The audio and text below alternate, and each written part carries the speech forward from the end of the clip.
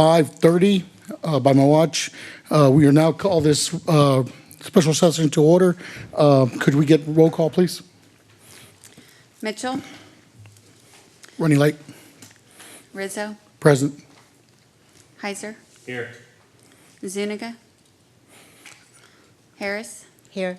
Parsley, Tobias. I'm here. All right. We have 5 members present. We have a quorum. At this time, we'll read the script. City Council will now go into executive session to discuss items 1A through, what is that, Amy? L, pursuant to Texas Government Code Section 551.071, 551.72, 551.074, 551.087. Thank you. We're now in executive session. Citizen comment. Anybody present that wishes to talk has 3 minutes. Seeing none, we will now close citizens' comment. Thank you.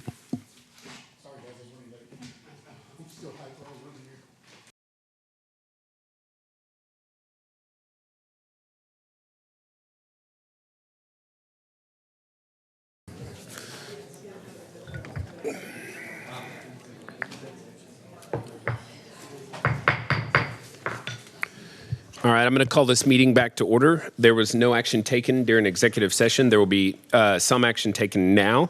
I'd like to make a motion to authorize the city manager or designee to execute all documents necessary to acquire the properties located at 2000 Daisy Lane and 1942 Daisy Lane in a form approved by the city attorney, and to close such properties in accordance with the terms of the agreements. Second. Motion by the mayor, seconded by Councilmember Tobias. Is there a discussion on the motion? All those in favor say aye. Aye. All opposed?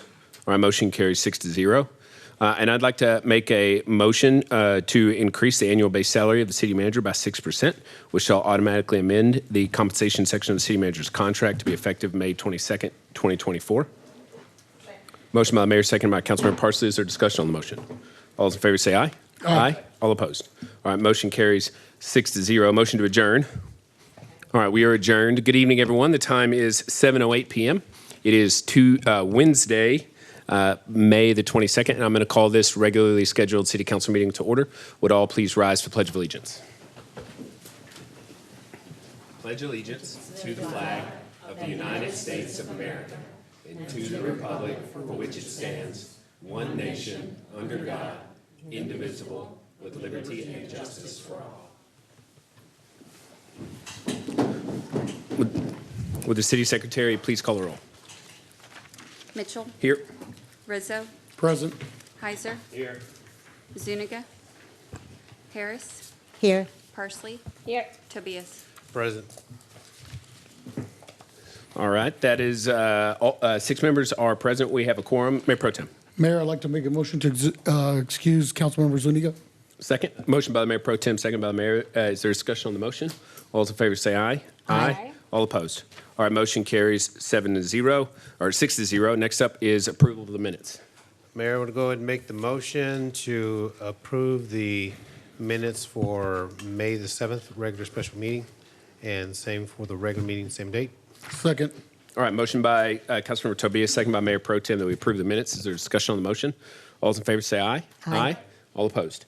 All right, motion carries 6-0. Next up is citizen comments period. At this time, we ask anyone in the audience who wishes to come forward and speak on any item to please do so. We ask that you limit your comments to 3 minutes and that you direct those comments to the mayor and council. We also ask that you fill out a citizen comments form and submit that to either myself or the city secretary. I do not have any comments forms in front of me. Is there anyone who wishes to come forward and speak? Jennifer, do you have a couple forms? Or I don't see them. Go ahead, Ms. Bentley.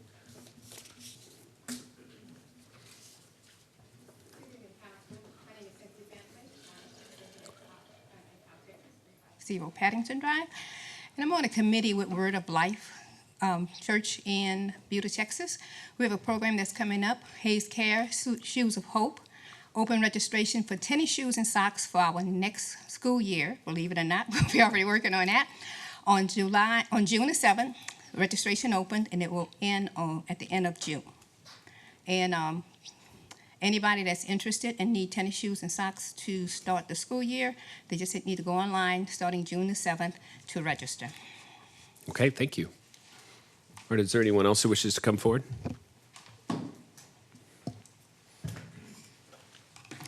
Good evening, members of council. I just want to begin by thanking our city staff for all their hard work before, during, and after the Kyle Fair.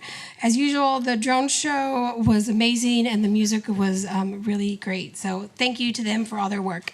I would also like to discuss agenda item 16. I'm all for the retail, but I'm asking council to consider past council votes and concerns regarding issues such as the traffic on 150, the private roads that will be utilized, the effect on Dairy Queen, and the possible effect on water. And that'll be it. Thank you. All right, is there anyone else who wishes to come forward and speak? Please state your name for the record. My name is April Perlman. I'm a resident of Kyle. It's my first time I've ever been in the city hall, so I'm a little nervous. I do have that sheet of paper that you guys asked for. The only thing that I have is I'm not a Texan. I'm from Alaska, and Alaska is absolutely beautiful. We take care of our environment, our animals, you know, our cultural, everything, and that's what made me fall in love with Texas is the same. I've lived here for 2 years now, and I've seen just in what I have in those 2 years. On 150, what concerns me is like in this thing that your agenda, not one time is it mentioned about an environmental consultant or a wildlife survey. There's a lot of owls, animals, is a habitat. The whole area consists of a home to these animals, and not one time is it mentioned how you guys are going to find a solution to accommodate that. There's a lot of owls over there. There's a lot of nature. So I just kind of want to hear like what you guys have planned for that. Thank you. Okay. Is there anyone else? All right, seeing none, I'm going to close citizen comments. It's now closed. All right, next up is agenda order. I do want to note that at the end of the agenda, we moved 3, or actually now 4 items to the end, which is a slight variation from the rules of council. I think historically we've been doing these presentations, and it's gotten us to sort of the end of our energy level before we take up the important consider possible actions. So the items, the reports and presentations that are very public facing, we still have at the beginning, but the ones that are more staff oriented, budget workshop type items, we've got to the end. So if that's okay, that's the order. If not, I just want to make you aware we can change that now. Does anybody have any suggestions? Councilor Hauser. Item 14, please. We have people from third party here. Okay. Well, it's already fairly close to the front because of moving the other ones around. It's the second after consent. So everything up towards the top has people here. You want to move? You're saying you want to move it all the way to the front ahead of presentations and everything, or just keep it? I was just after presentations, reports and presentations. But that's fine. You're right. Okay. Anyone else? That's okay. All right, if no objections, we'll move on to agenda item number 3, recognition of the 2024 Lehman High School Key Club members and their community service in the city of Kyle. Councilor Tobias. Thank you so much, Mayor, for this. I'm honored to recognize this group. The International Key Club members around the world are learning how to lead and stand for what's right through service and volunteerism. High school students are making positive impact as they serve other schools and in their communities. Today, the Key Club is the oldest and largest service program in high school students in the world. So Lehman High School Key Club received its chapter in the spring of 2023. At the time, 10 seniors grew into 25 seniors and 10 underclassmen. With a membership of 35 strong, the Key Club members, with service in their hearts, established a reputation of volunteering with the city community events that included collecting $500 in donations at the deluxe haunted car wash for the Kiwanis Club toy giveaway, providing child care at the Winter Wonderland area during the Kiwanis toy giveaway, participating and performing in the City of Kyle's first MLK celebration program at City Hall, volunteering at the City of Kyle Easter Egg Extravaganza, setting up craft tables and snacks at the Lehman Spring Fling for the elementary school kids, and supporting book giveaways at market days. With 25 of the 35 members being seniors, the club started the new school year in fall 2025 with 8 members, all in high school juniors. With the idea of using the new school district guidelines of having volunteering hours noted on their school records, the Key Club, there they are right there, officers strategically set out to recruit incoming students. We do service projects, come join us. The Key Club grew to 45 members, and lists of service projects included 2023, including designing an activity table craft for children at the Lehman High Trunk or Treat event, serving ghoulish entertainment at the 2nd annual Subdeluxe Haunted House. In November, distributing and passing out many American flags at the City of Kyle Veterans Day Parade to the crowd.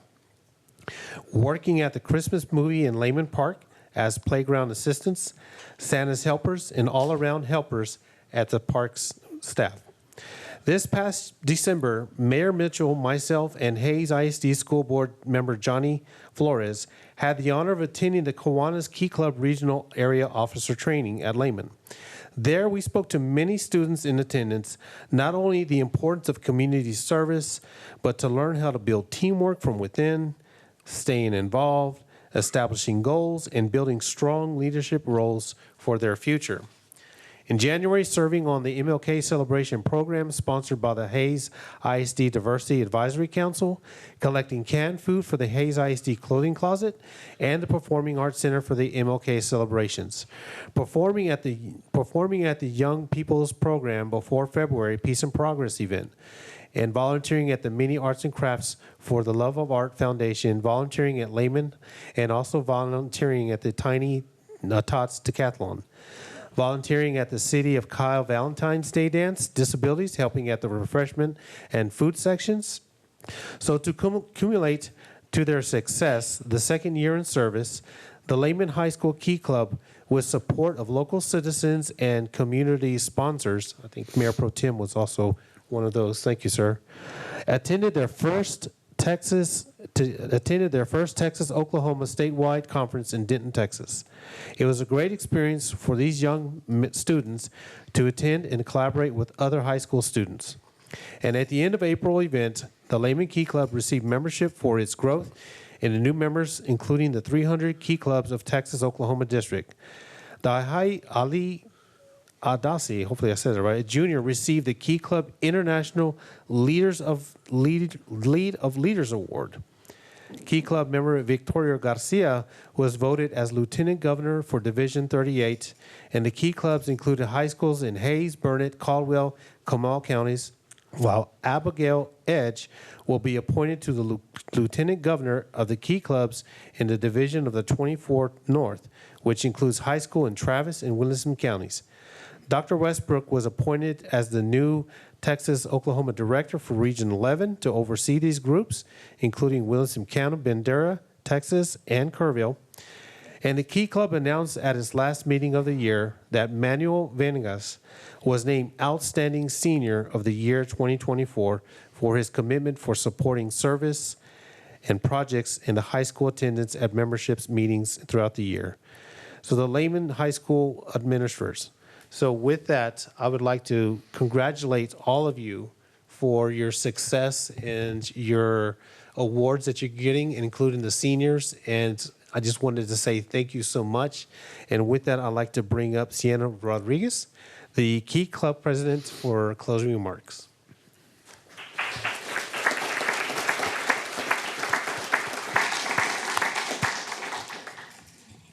Good evening, everyone. My name is Sienna Rodriguez. I am a junior at Lehman High School and the president of Key Club for the 2023 to 2024 school year. I want to start off by saying thank you to everyone who was able to make it tonight. We have had quite a busy year as Key Club members at Lehman High School with all of our service projects and leadership activities. All of us would like to give thanks to everyone who made Lehman High School's Key Club possible. We would like to thank our parents and families for giving up your time to allow your children to serve the community. For all of the early morning drop-offs and late night pickups, we appreciate everything that you have done to allow your students to be a proud Key Club member. We want to say thank you to our administrators and faculty at Lehman High School.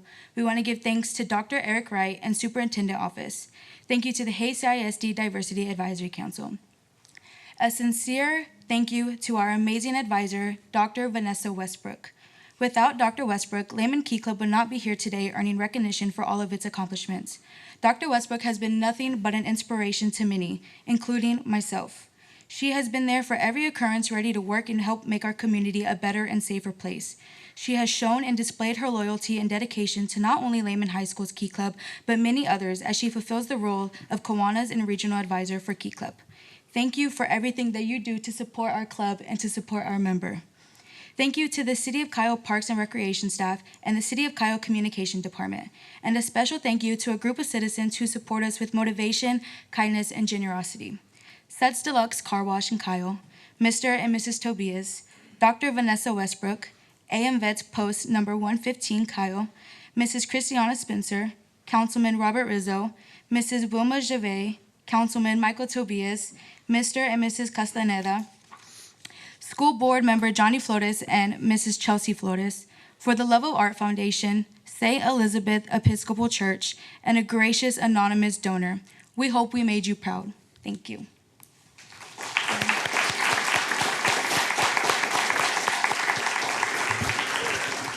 Thank you so much. It was great to bring you all up forward, and just as long as we have our Kiwanis Club, that we have our kayak club. I'm sorry that I know Councilmember Bearheiser also supports.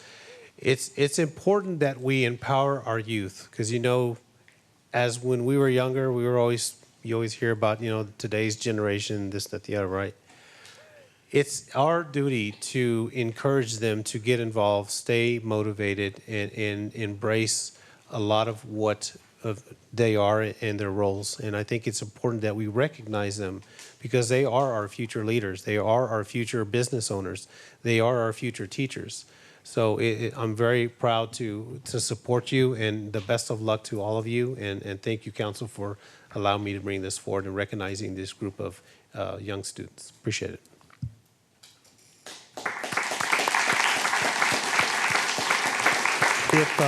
If y'all want to come up to the front, if anybody wants to take photos, we can just right up here. I don't have, unfortunately, I think maybe, do you have a certificate, Ms. Westbrook, or something that we can display for them? Or just come up to the front. We'd like to recognize you.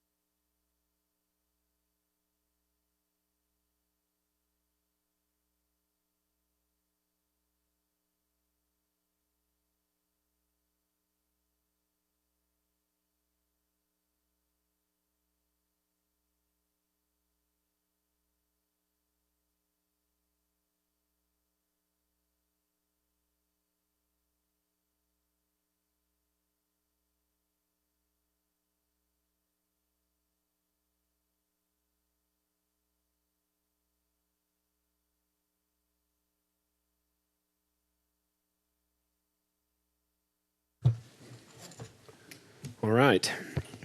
Thank you all. Next up is agenda item number 4. Receive a report, hold discussion, provide staff direction regarding the Hayes County Homeless Coalition 2024 point in time count and survey analysis. I'll turn the floor over to Dr. Harris to make the introduction. Thank you. When I was the executive director of the Tarrant County Mental Health Association for 10 years, we were participants in the Homeless Coalition in Tarrant County. And I had the opportunity to help conduct several of the point in time counts. I can tell you that it provides such valuable information about the homeless population in our communities. And I commend the coalition for doing this survey on a regular basis. I'd like to introduce to you Nancy Hines. She's the co-chair of the Homeless Coalition of Hays County. Before retiring to Hays County, she worked for the Homeless Coalition in Houston from 2015 to 2020. She's been involved with the Hays County Coalition for 3 years. Nancy, thank you so much. Thank you, Councilman Harris, for getting us on the agenda tonight. We're just going to go through some of the data. The data is so critical, as Councilwoman pointed out. This is designated by HUD when we will do this, and we did this on the night of January the 25th. That was our night of record and the night of the unsheltered and sheltered count. Why do we do it? The count is a requirement of the U.S. Department of Housing and Urban Development, HUD, for the continuum of care, which is the COC funding process. The count illustrates trends over time, increases and decreases in homelessness, and provides insights into the effectiveness of our community's housing programs and homeless services. What is the count? The point-in-time count is the count of people experiencing homelessness, both sheltered and unsheltered, on a single night. That means that on the night of the 25th, when our surveyors were out during the day, the question was, where will you sleep tonight? If they were going to be unsheltered, we were able to survey them if they agreed, or if they were going to be in some type of transitional or emergency shelter, we could get that counted. But it basically is a snapshot of homelessness in our county at a moment in time, just because of the brief time we have to find people. It happens throughout Hays County, and it's organized for us.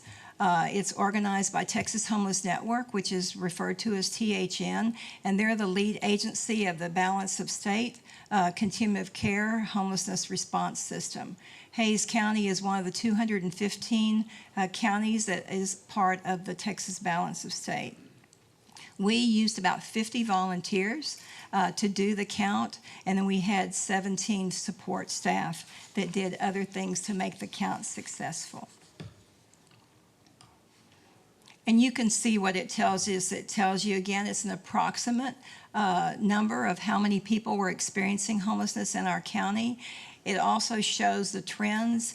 Because we've been doing this since 2020, you'll be able to see on the graph that you probably have already looked at. The graphs show what the trends of increases or decreases have been in homelessness. And it also gives insights into the effectiveness of our county's housing programs and homeless services. That's because of the people that take the survey and answer the questions. That's where we get the information. What the count does not tell us, it doesn't tell us the actual number. We can only the people that we can locate on that one day are the people that we can include in the number for that period of time. So it also doesn't tell us how many people are precariously housed, such as those people who are couch surfing or on the verge of eviction, or others who do not meet HUD's definition of literal homelessness. Kami Madela is going to join me, and she's going to talk through some more things about this. So there are 4 types of homelessness. The first type of homelessness is hidden or invisible. So this includes those who are temporarily living with family or friends. Because they are not in a shelter or using other forms of homelessness services, they aren't counted in the standard homelessness statistics. But their struggles and instability are no less difficult. So for example, this would be someone who might have a job, but is trying to maintain kind of the appearance of a normal life, perhaps living in their car. This would be that individual.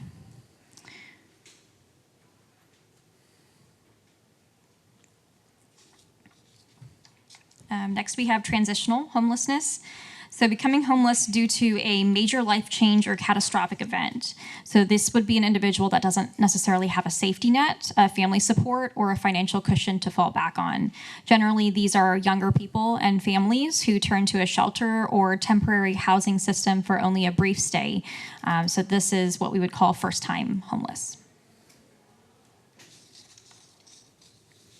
Next, we have episodic. If a person has experienced at least 3 periods of homelessness in the previous year, their circumstances are described as episodic.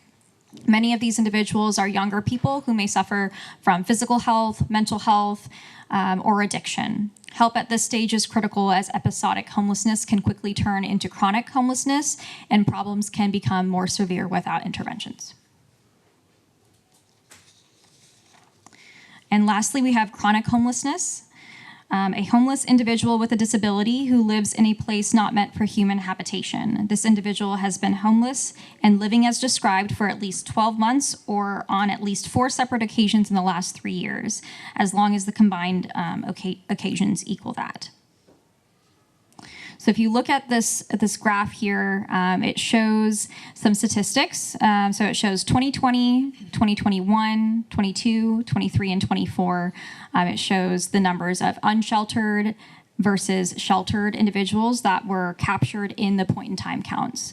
So if you look at 2024, you can see that sheltered individuals in the count actually went down. However, the count of unsheltered individuals more than doubled.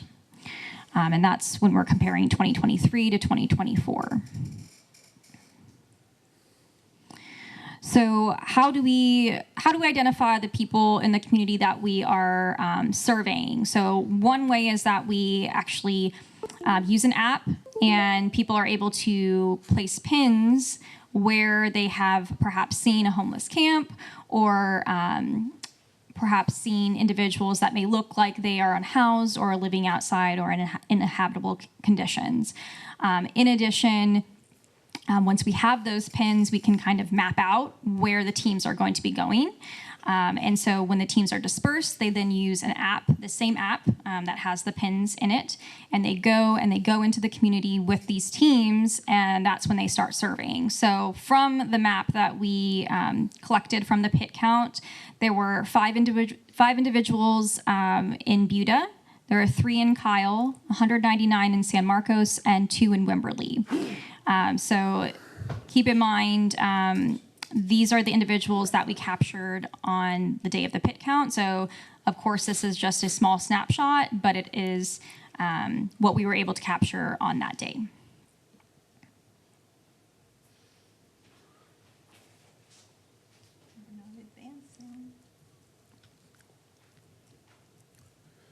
You got to blow on it.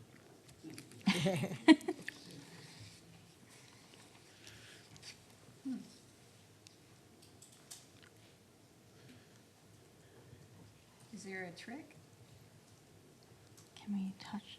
Oh, there we go. Okay. Okay. We're good. So these are some other statistics that were collected looking at the data that we collected on the day of the pit count. So for unsheltered individuals, there were 15 that self-identified as having severe mental illness, 10 who were sheltered that identified with that same having severe mental illness. There were 8 individuals unsheltered that identified as having a substance use disorder, 1 who was sheltered. 1 individual unsheltered who falls into the category of having HIV or AIDS and self-identified as that. 0 sheltered for that same category. 4 unsheltered individuals who identified as a survivor of domestic violence. 25 sheltered individuals that identified as a survivor of domestic violence. We identified 13 unsheltered individuals and 3 sheltered individuals that were veterans. And 26 individuals that are chronically homeless, unsheltered, and 6 individuals chronically homeless, sheltered.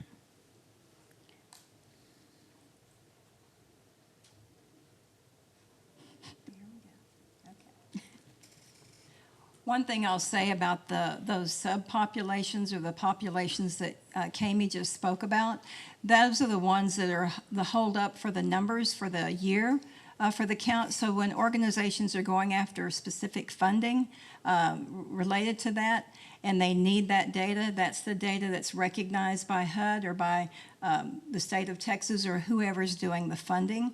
I will say Hays County received some what they call VASH vouchers for veterans based on data from our count starting 2 years ago.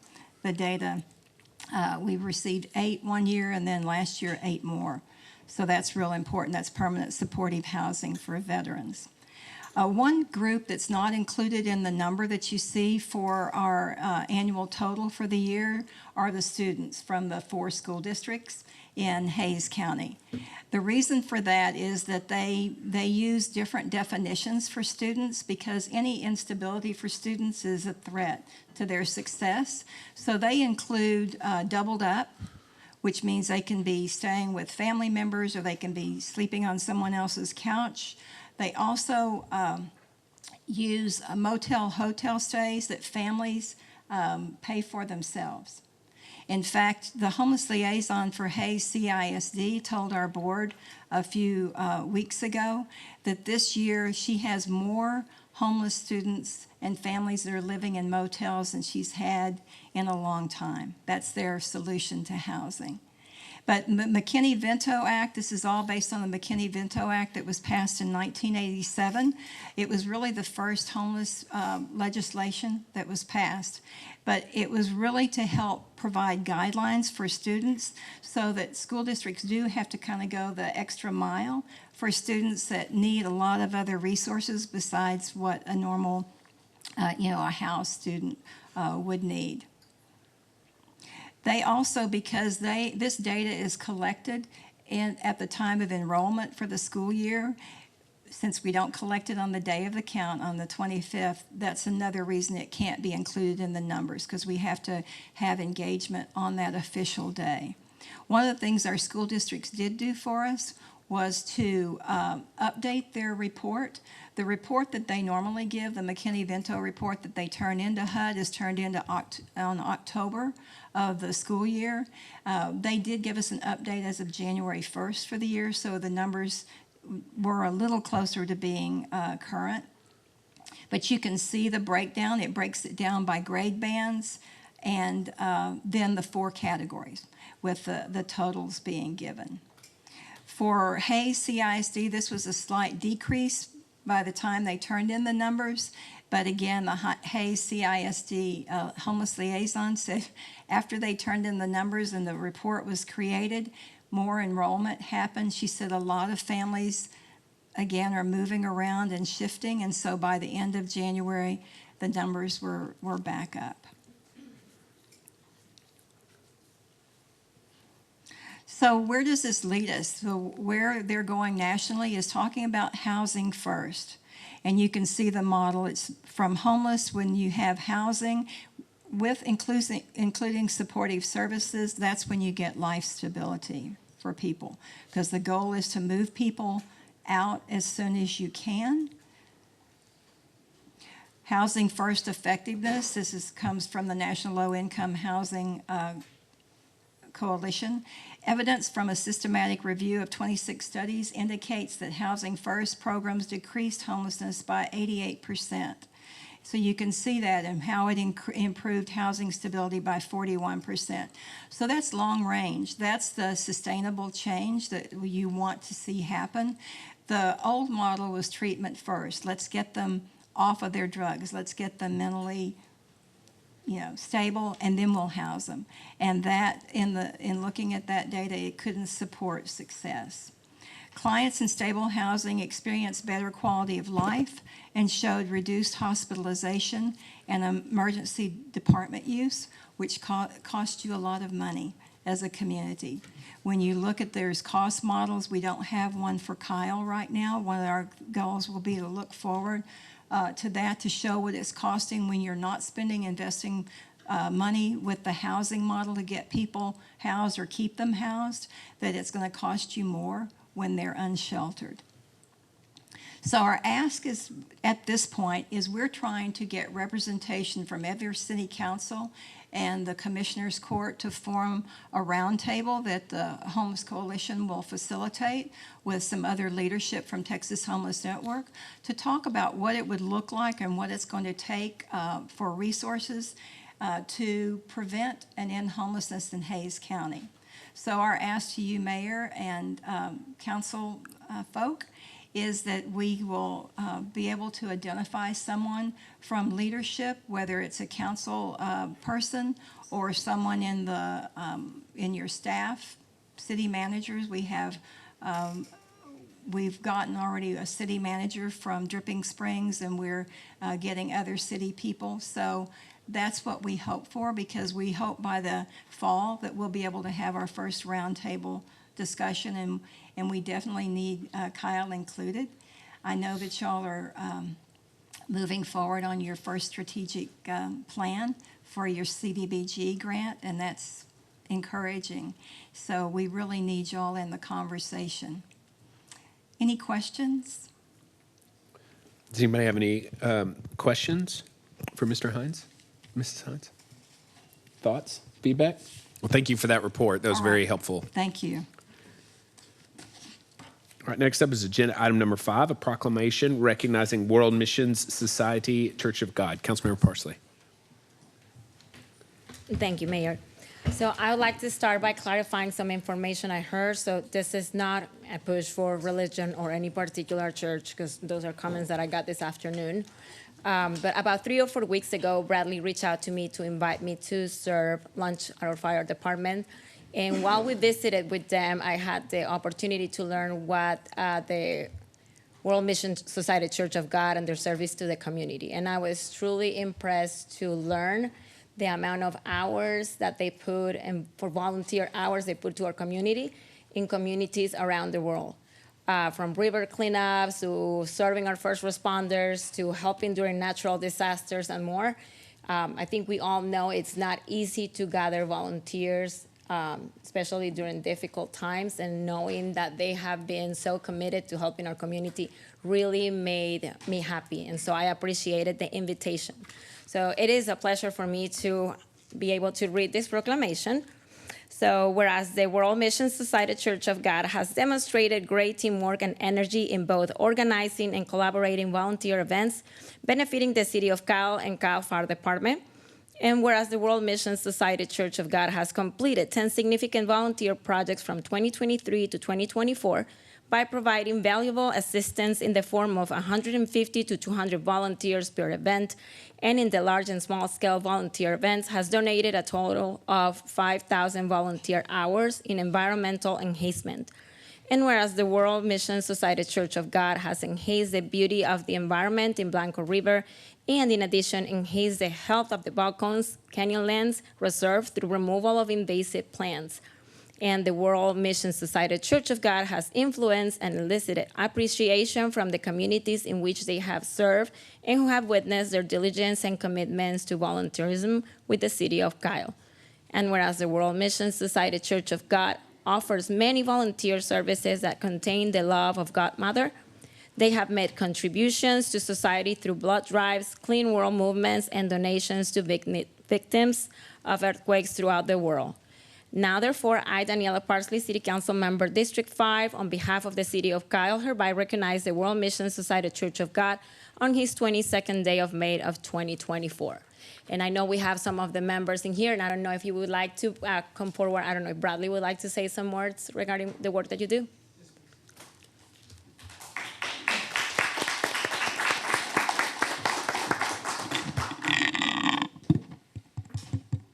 Hello.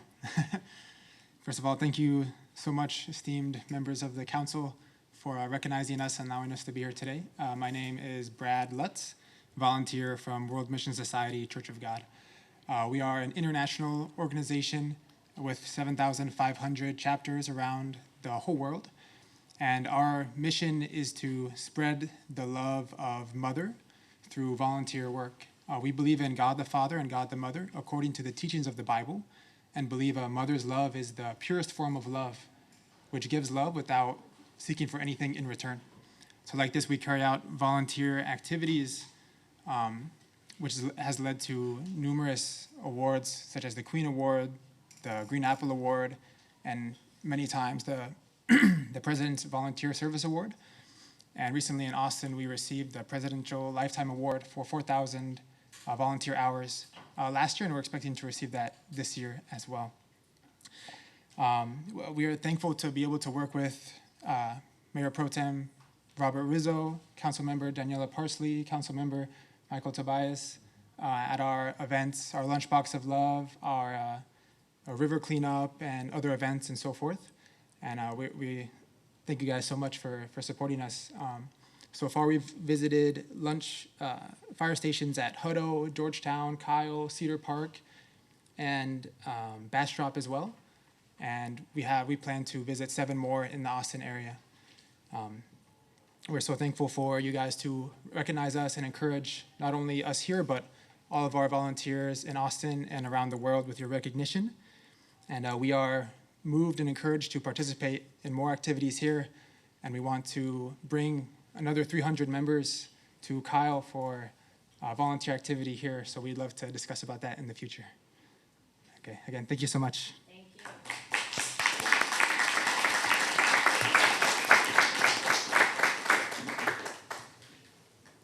Mayor Pro Tem. Yeah, thank you, Brad. Thanks for being here. Councilmember Parsley, thank you for your proclamation. Yeah, I just want to share a little history. About a year ago, while I was on vacation, I'll call it that, I got a phone call from Councilmember Tobias saying there's a young group, church group that's going to do a big river cleanup in San Marcos. Would you like to be there? I double booked, so I'm trying to get someone to fill in for me. So I think it was the best phone call I'd gotten all year because I was kind of getting bored at home and being out there with 100 volunteers. They brought 100 volunteers out to do a great river cleanup in San Marcos, and I was very impressed by it. Mary Houston was there with us as well. She came by and from San Marcos, and to see all these young people cleaning up the river and doing it with such passion and energy was great, and they were having a great time. I'll tell you, it was probably one of the best cleanups I've ever been a part of because of all the excitement, energy in the group. It was pretty amazing, but also, they do this. Last year, Councilmember Tobias and I were able to come out and present them the Presidential Award for service, and that was great. And I just want to thank y'all for the service you do in the community and continue doing it. And like I tell you, you guys are young, y'all have got the energy, so thank you for sharing that energy with the communities around you and for doing what you do. Thank you very much.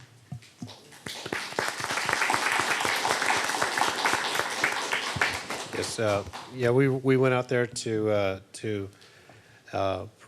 present the presidential award with you at your facility there, and just seeing how much work you do around the world, and just seeing how you guys also your group also goes to, I believe it's the embassy in the United Nations, and seeing all the activities that you do there and trying to promote a greener earth, because I know when it comes back to our local cities and our local towns, that's what we're really all passionate about is our environment and our drinking water and everything else. So again, thank you for all what you continue to do. Appreciate it. And I don't know if you guys would like to come to the front so we can take a picture with you. Proclamation, perfect. And that's a lovely picture, by the way. It turned out very cute.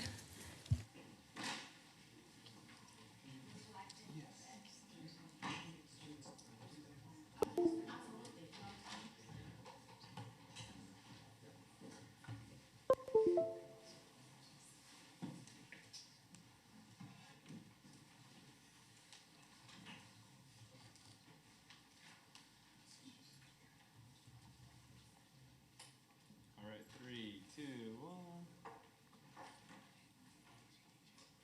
I'll wait for the mayor to get back.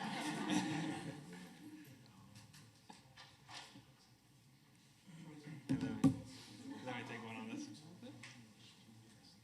3, 2, 1. All right.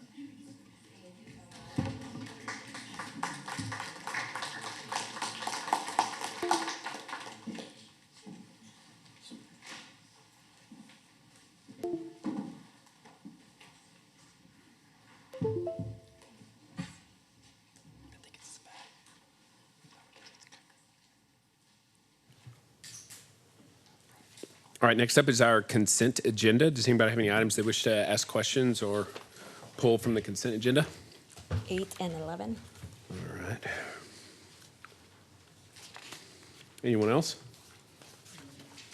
Motions? Major, I would like to make a motion to approve consent agenda items 6, 7, 9, 10, and 12. All right, motion by Councilmember Parsley, seconded by Mayor Pro Tem that we approve consent agenda items 6, 7, 9, 10, and 12. Is there a discussion on the motion? All those in favor say aye. Aye. All opposed? All right, motion carries 5-0. Next up is agenda item number 8. Consider approval of a one-year contract with Hub International for health and welfare benefits consulting in the amount of $60,000 with 2 one-year extension options for a total of $180,000 for all contract services. This item is being presented by Julie Beggs, but is pulled from Councilmember Parsley. Go ahead. So I have questions regarding, we are extending a contract. What they're doing is going out for a bid for us to look for insurance, health insurance services, correct? Yes, okay. Are we planning on changing the services we had from last year? Good evening, Mayor, Mayor Pro Tem, Council. My name is Julie Beggs.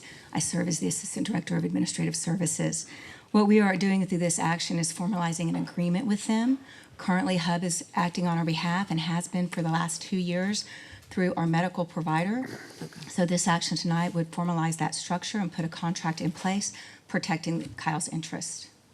And how often do they go out to bid for us to have, or for the city to have? Annually. Annually. So Yes. once a year, Yes. we pay about $60,000 for them to go out and look for bids to the best insurance services. Yes, they're making sure that we're consistent with the market. We can retain and recruit talented staff, that our benefits are up to par with those areas around us, and that we're receiving the best price.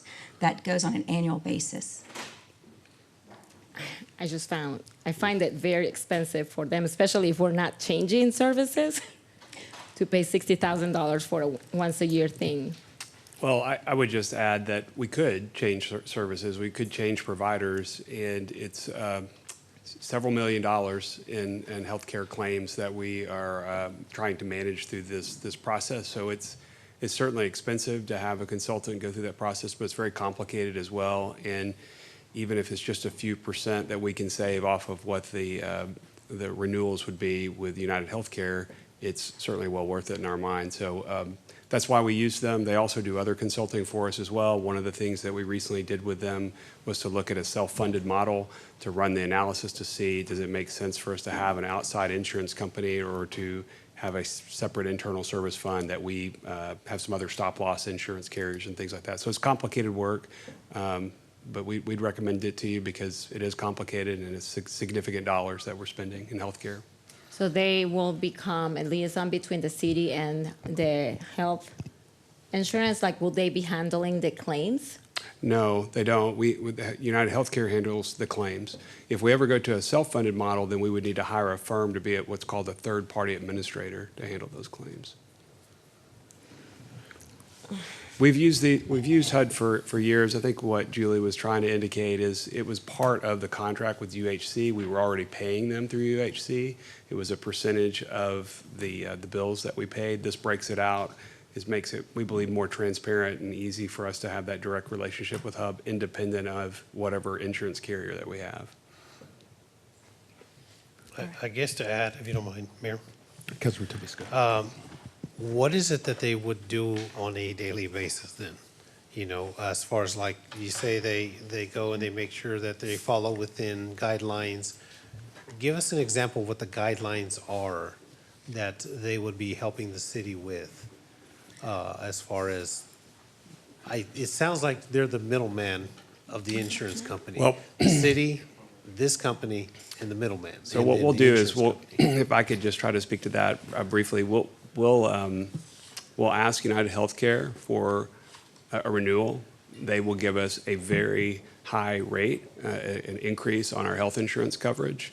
And then what we use HUB or HUB for is to go through and look at that renewal, look at other potential options for us, and to understand if that's a good deal to take that renewal, how we can perhaps negotiate down to a different rate, or whether we should do that bidding process. And if we do the bidding process, to help us look at all the different options that we have available in healthcare to understand what's the best overall plan and rate structure that we could have. So that's essentially, it's not a daily interaction that we have, but it's that process that we go through and the primarily the summertime as we're getting ready to the open enrollment period, which is the October through November, if I remember correctly. And then the new coverage starts on January 1. Okay, so they would basically do a breakdown of our city, like for staff, of how much maybe FMLA is being used within a certain range, like family medical leave, or if it has to do with specific types of insurance claims, whether it's medical, whether it's prescription meds. And because, you know, insurance companies are going to do what they do. So, I mean, that's a different story there, topic. But is this company going to help the city basically look at all of our city employees and see what the best rate for us to where we can say we want to continue with this, or we might want to look at another provider? Yes, sir. That's essentially it. We'll look at the overall benefit design that we have. The types of and benefits are complicated. Co-insurance levels, Yes. co-payment amounts, what type of coverage, prescription benefits that we have, drug benefits that we have for all of our employees and their dependents. It's not just our employees Yep. and dependents, but it's probably around 1,000 lives that are in the plan. So they look at all those complexities and then look at the marketplace to see, well, what does that cost? And then if it's more perhaps than what we want to pay, what are the options that we can have in that competitive landscape that Julie was mentioning, to see what would be the options that still keep us competitive to make a good overall plan. So it's complicated work. There are certainly other firms that do that. We've been using Hub for a few years. I've used them in other cities that I've been with as well. They're very qualified to do this work. It's expensive, but it's critical work to make sure that we spend significant dollars in the right place, and that we know that when we enter into a contract with UHC, that it's the right contract for us. Sure. They're acting on our behalf, essentially, to help us negotiate that agreement. And then just one last comment. I think it would also benefit us as a city and also the employees, because when we're looking at retention, we're looking at also hiring new employees. They can say, hey, not only do we provide these specific benefits, but we actually have somebody that actually looks out for our medical, and we have the Yes, sir. best top-notch medical for employees. And I mentioned it before. Yes, sir, I agree with that. And I mentioned it before about looking at the self-funded model. We're right on the cusp of where it makes sense for us to be a self-funded model. And that self-funded model gives us a lot more control of our claims and medical benefits. But there are risks with that. We want to make sure that it's a balanced approach of how we look at it. So that's one of the analysis they just did for us a couple of months ago. Thank you. I have a last question. So they do the negotiation for us? Yes, ma'am. They would certainly help us with that. Okay. Yes. I'd like to make a motion to approve item 8. Motion by Councilmember Parsley, seconded by Mayor Pro Tem, that we approve consent agenda item number 8. Is there discussion on the motion? All those in favor say aye. Aye. All opposed. Motion carries 6-0. Thank you. Thank you. Next up, agenda item 11, consider approval of a 3-year purchase agreement with Vertosoft on behalf of OpenGov through TX-DIR Cooperative for the purchase and installation of OpenGov's open data and reporting and transparency platform in the amount of $280,719.49. This item is presented by, not Marco, pulled by Councilman Parsley. Councilman Parsley. So I don't know if any of you went online to see what this program does, but I got so extremely excited to see how we can just like compile in one place everything citywide, especially if we are currently using different softwares in different departments. And it's just makes everything compact in one place for everybody to search. So I don't know if, I would like to see the presentation if you don't mind. Certainly. I was actually coming up here to give a little context to it. Marco is okay. presenting. He does have a presentation. Okay.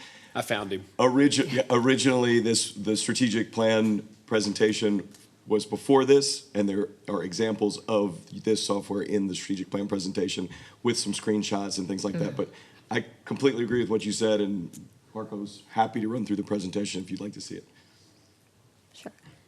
And I don't know if we have examples that we can show of what we can do, that OpenGov can do for any of our departments, like water departments. And if this is going to be available for the public to be able to see it, or it will be just an internal service. Yeah, absolutely. For the record, my name is Marco Forti, Director of IT for the City of Kyle. And to answer your question, yeah, I have about 2 slides here that's kind of like a screenshot of what it's going to look like. Obviously, it hasn't been built out for the City of Kyle, but we'll make it, Kyle factor way. So, but anyways, just to kind of go through our first slide is basically what's on the agenda is for approval of a purchase of agreement with OpenGov platform. And ultimately, it's a software that has two specific modules. One is called Open Data, and one is called Reporting and Transparency module. And ultimately, the end goal is it's going to be the citywide software utilized to track our strategic plans, track KPI metrics, performance measures, and create data visualizations for executive staff and for the public aspect of it. So a little bit of the background regarding why this kind of came up was the city of Cali has a number of softwares that are run in the cities used by different departments, police department to utility billing to public works, right? And so it's very difficult to, at a request to get specific data, try to find that data and go to different systems to grab that data itself. Ultimately, resulting in manual processes, we need to make sure that the data is actually accurate and always up to date, right? So we don't want to give last month's data, we want to give the actual dynamic data. It has a lot of manual processes, and so our goal is to create it more efficient, to be able to have executive staff, the public, and council staff to be able to get accurate data, which is the reason why we looked up this solution called a company called OpenGov. And so the implementation of this specific platform is it grabs all the data sources from every citywide software that we currently use and puts it in a dynamic format, eliminating manual processes and making sure data is always accurate, up to date, and it's easy to be accessible, right? Nobody wants to go through loads of data and data, right? It's easily searchable, and people could get the information right where they need it. This platform will also help executive staff and council administration gather the data to evaluate progress within the strategic plan, which is going to be represented a little later today, and also to align with the strategic measures with our strategic plan. So some of the things that this software will kind of include will be, like I said, strategic planning tracking, key performance indications, performance metrics, and data visualizations with like dashboards and stuff. So these are kind of like the screenshots of what I'm talking about. So as I mentioned before, this OpenGov is two specific modules. The first module is reporting and transparency. This is where all the data is kind of going to lie. So every data set that we have within our softwares will lie into this one system. And we could have multiple different dashboards for different people. And they could kind of track about what's really going on within the city. If executive staff wants to get a report of how many 311 requests or work orders requests that we got for the last month or the last year, they're able to kind of pull it up in a specific dashboard. So really, really easy to use. This will also be used for improved decision making. So if there's a future reference where we want to put some more funds on something infrastructure and we want to look at a hot map or something like that of like what are all the work orders of water utility work orders or issues, they could pull that up. So very, very beneficial. And then the public side, to answer your question, Councilmember Parsley, is this open data set. So this is the data transparency aspect of it for our public. So our citizens are able to actually go online, go to a website, and really dive into the metrics and performance and what's happening around the city itself. So it creates data narratives, what we've done. So very, very very, very helpful to get all that information. Anyway, so this is just an agreement for a 3-year agreement, totaling $280,000. It is paid annually, but again, it's something that the city that has not really had in the past, I don't believe, and it's super exciting that we're able to actually access this data. People are able to go, instead of submitting multiple open records requests for something specific, they're able to go into this website and find all the data that they need. So. Thank you so much for the explanation. Yeah. So I'm really excited about it, honestly. So with that, I would like to make a motion to approve item 11. Second. All right. Motion by Councilmember Parsley, seconded by Councilmember Harris, that we approve agenda item number 11. Is there discussion on the motion? All those in favor say aye. Aye. All opposed. All right, motion carries 6-0. Next up, agenda item 13. Consider approval of task order number 4 in the amount of $73,000 with HDR Engineering to conduct a traffic study on Kohlers Crossing. Mr. Barba.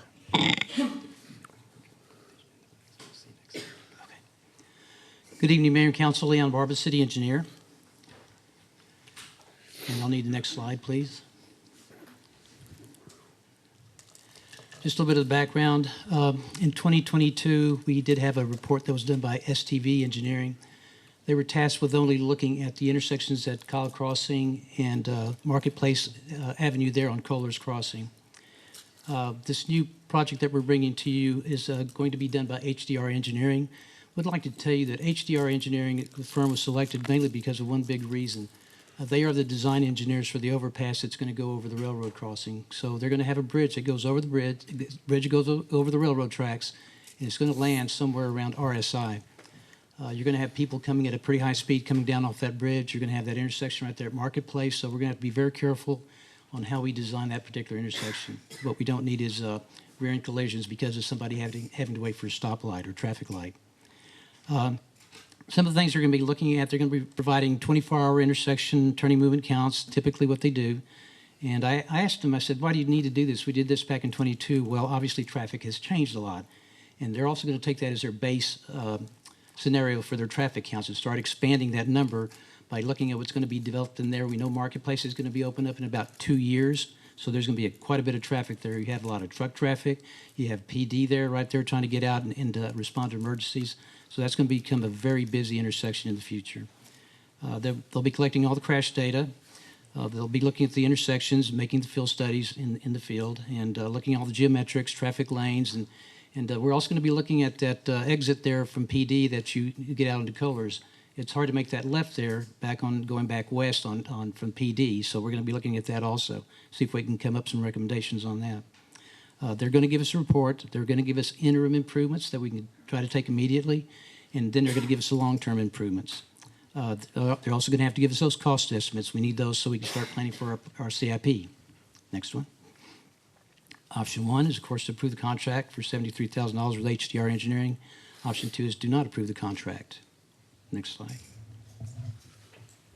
Our recommendation is to approve option 1, which is to approve the amount of $73,000 with HDR Engineering to conduct a traffic study on Kohlers Crossing. All right, thank you, Leon. Does anybody have any questions? Just real quick, I just want to say, Leon, thank you for the presentation. Thank you for the explanation as well on your future impacts on the marketplace. I'm looking forward to seeing that road break ground hopefully this summer and see its completion. I think it's a major roadway for us, and it would be a good thing for the city once we get that road done. But yeah, having those studies done is important. So with that, I'd like to make a motion to approve agenda item 13 with option 1. Second. All right, motion by Mayor Pro Tem, seconded by Councilmember Parsley that we approve agenda item 13. Is there discussion on the motion? I Councilmember do. I Parsley. have a couple of comments.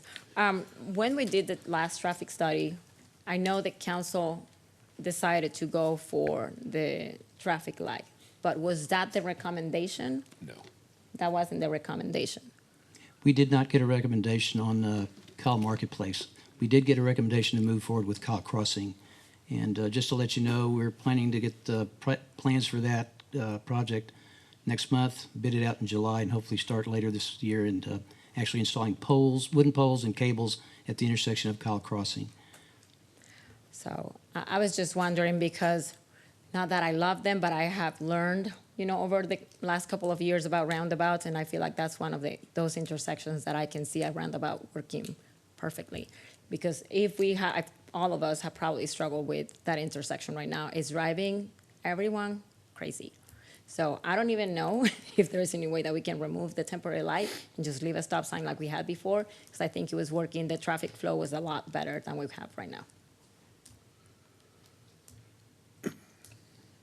So, Councilmember, are you asking to remove the mobile traffic signals we have there now? It is just causing messes everywhere, and it's delaying response for first responders too.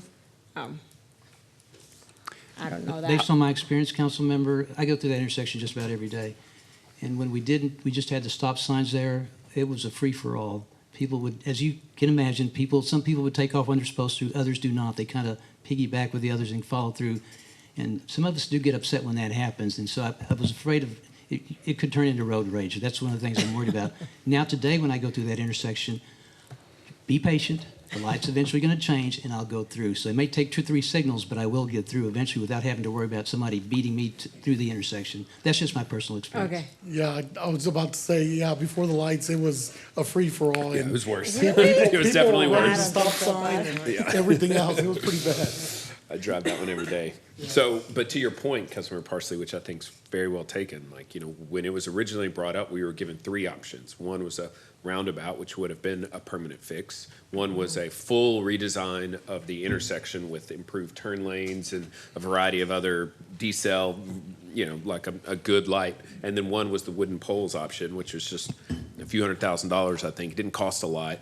And the question was what we wanted to do. And at the time, my thinking was that the roundabout was absolutely the right solution, especially at that intersection, but the council wasn't really ready to embrace that. So we're doing the temporary project, but which is what it was billed as, is temporary. I mean, it's literally just putting up some poles and a little bit better light infrastructure.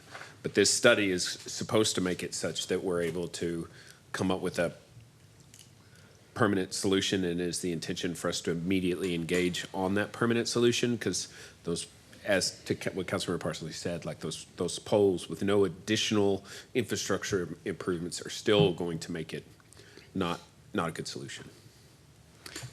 That's correct. It would be to come up with an overall plan for that entire corridor that links together. There is some of the lanes, the turn lanes need to perhaps be extended. There is also potentially a lane coming out of the public safety building, if you're coming out going to the left, that needs to be looked at, but all of that has to be looked at together. And Mayor, to your point, one of the things I'll be doing as part of the budget is bringing you some information and options about how to program in potential roundabout for that location, and whatever the study reveals for Marketplace as well, if that roundabout would work there to fund those those particular improvements as part of the budget. So we need the study to tell us first, is that possible? How would it be designed? What's the approximate cost? And then we'll try to put something in the capital plan to address it. Okay. Any further discussion? Do we have a motion already? Yes. Okay. All those in favor say aye. Aye. All opposed. All right, motion carries 6-0. Thank you, Leon. All right, here we go. Next up is agenda item number 14. Consider approval of a resolution authorizing the award of the increased access to mental health services for residents under 18 solicitation to Hill Country Mental Health and Development Disabilities Center or another qualified offer, and authorize the city manager or designee to negotiate a contract. Ms. Beggs. Thank you, Mayor, Mayor Pro Tem, City Council. I'm Julie Beggs. I serve as the Assistant Director of Administrative Services.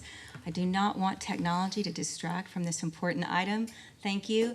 Item 14 is to consider the award of the increased access to mental health services for residents under 18, solicitation to Hill Country Mental Health and Developmental Disability Centers or another qualified offeror, and authorize the city manager to negotiate a contract.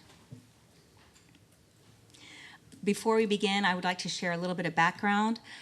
In January of this year, the city released the increased access to mental health services for residents under 18 solicitation. When it closed in February, we received 6 responses. In March, staff briefed this council on the responses and received direction to proceed with an evaluation. We continued to do so, and an evaluation panel of city staff and partners from Hays County Health Department and Hays Consolidated Independent School District was convened to review the proposals. The evaluation panel recommends awarding the solicitation to Hill Country Mental Health and Developmental Disabilities Centers. Part of that solicitation and proposal that we received included a youth wellness center with a goal to provide comprehensive mental health and outpatient substance use treatment for individuals under the age of 18 through mental health services, substance use treatment services, and family support. The center would be comprised of 1 licensed therapist, 3 qualified mental health professionals, and 1 administrative support staff position. The services provided by the center would include counseling, psychiatric evaluations and medication management, individual and group skills training, routine case management, medication training and support, and crisis assessment and intervention and family partner support. The substance use treatment services would include individual, group, and family counseling and drug education, adolescent support, including activities and engagement, monitoring progress and making referrals, coordination with drug courts, schools, and transportation, and would also include family support, home or office visits, referrals, and phone contacts. The next steps, if agreed tonight by council, we would look at negotiations of a contract. The proposal came in with a full program budget of $465,639, which exceeds the available identified funding in the current fiscal year. So we would have a collaborative negotiation with partners from Hays County Health Department, Hays Consolidated Independent School District, and the selected firm to design the program and contract to identify additional funding sources as applicable. Negotiations representing Kyle should be identified if so desired. Once the agreement has been reached, staff will bring the contract back to this council for execution and authorization.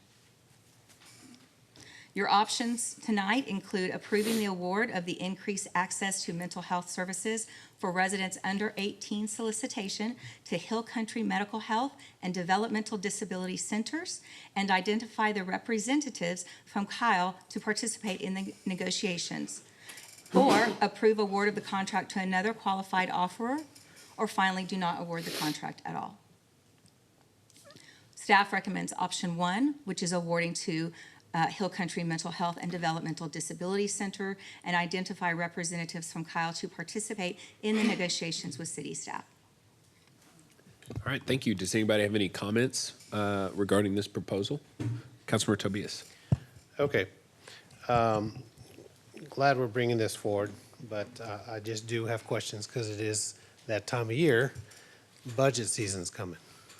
So the $465,000 is the proposed budget that you're asking for us to approve?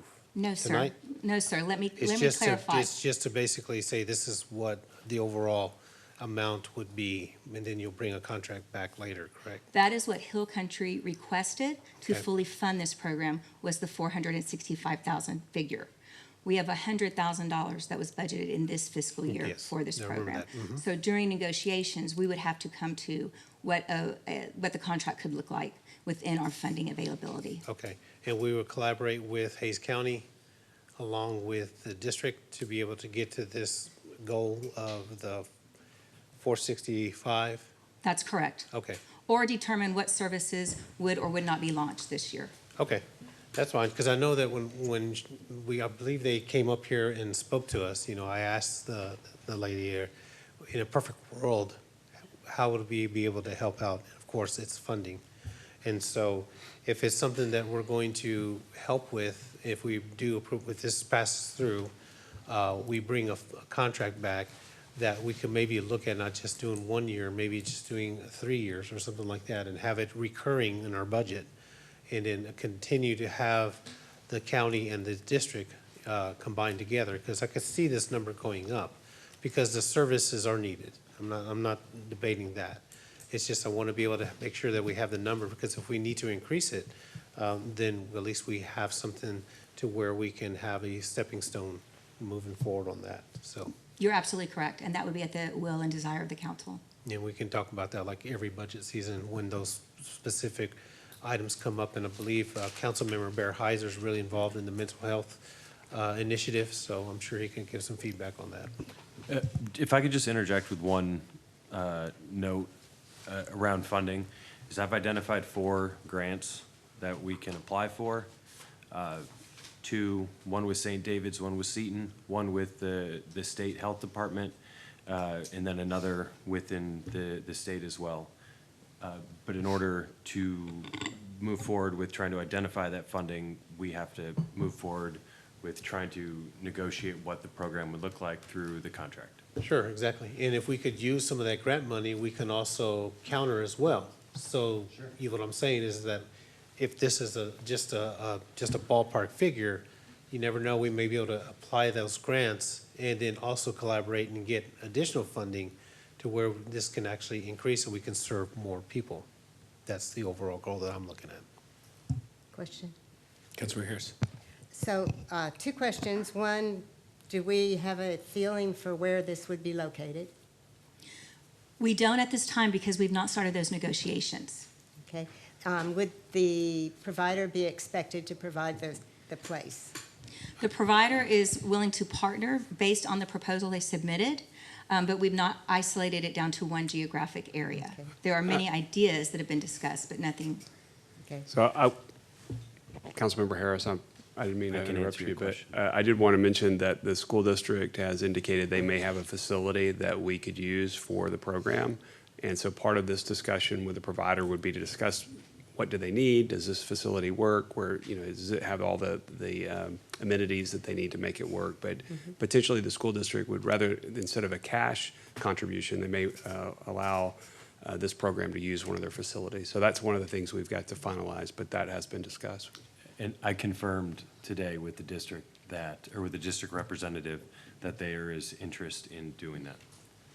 Great, thank you. So the other question I have is MHDD participating in any percentage of the cost of this particular project? They are the state designated mental health provider and receive a lot of money from the state for services to people that they will be serving. So it's like double dipping.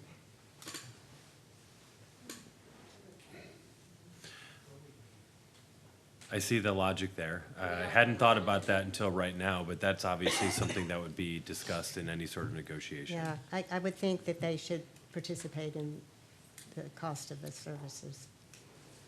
I think I that's. think we're offering them services that they should be providing, which they don't have the funds. We know the mental health funding in the state of Texas is abysmal. Just for context, they're the only mental health clinic in the city of Kyle, and they're maxed out at capacity as it Yeah. currently Yeah. sits. The state is just not funding well. Please. My name is Anthony Nguyen. I'm the Director of Clinical Operations for Hill Country MHDD Centers, and I'd like to speak to that point. So part of this proposal would include also providing psychiatric medication management services, which is something that would not necessarily be funded through this contract. That would be something that we would be doing with our existing network of psychiatric providers. So I wonder if it would be possible to include in the contract the support services that are costly. Psychiatric care and medications are costly, which add to the actual cost of that project. And that might satisfy maybe a program match or participation from MHDD. Absolutely. Yes, ma'am. Mayor Pro Tem. Okay. Let me start off by saying that mental health is important to me. It's really, really important to me. I think it's something that, as a state, we've done a poor job of definitely funding, But with that being said, I've got to look at every aspect of what's before me here. And what my question is, are we trying to start our own health department? Because that's what it kind of feels like, that we're trying to start our own health department here in the city of Kyle. And, I've got a lot of what ifs in here. If we're looking to the school district for space, they don't have any space. I mean, they're maxed out right now. So please, I gave you a chance, please. They have no space right now. If we're looking at partnership with the county, I know the county is doing their own Hayes County here in 2024, the spring of 2024.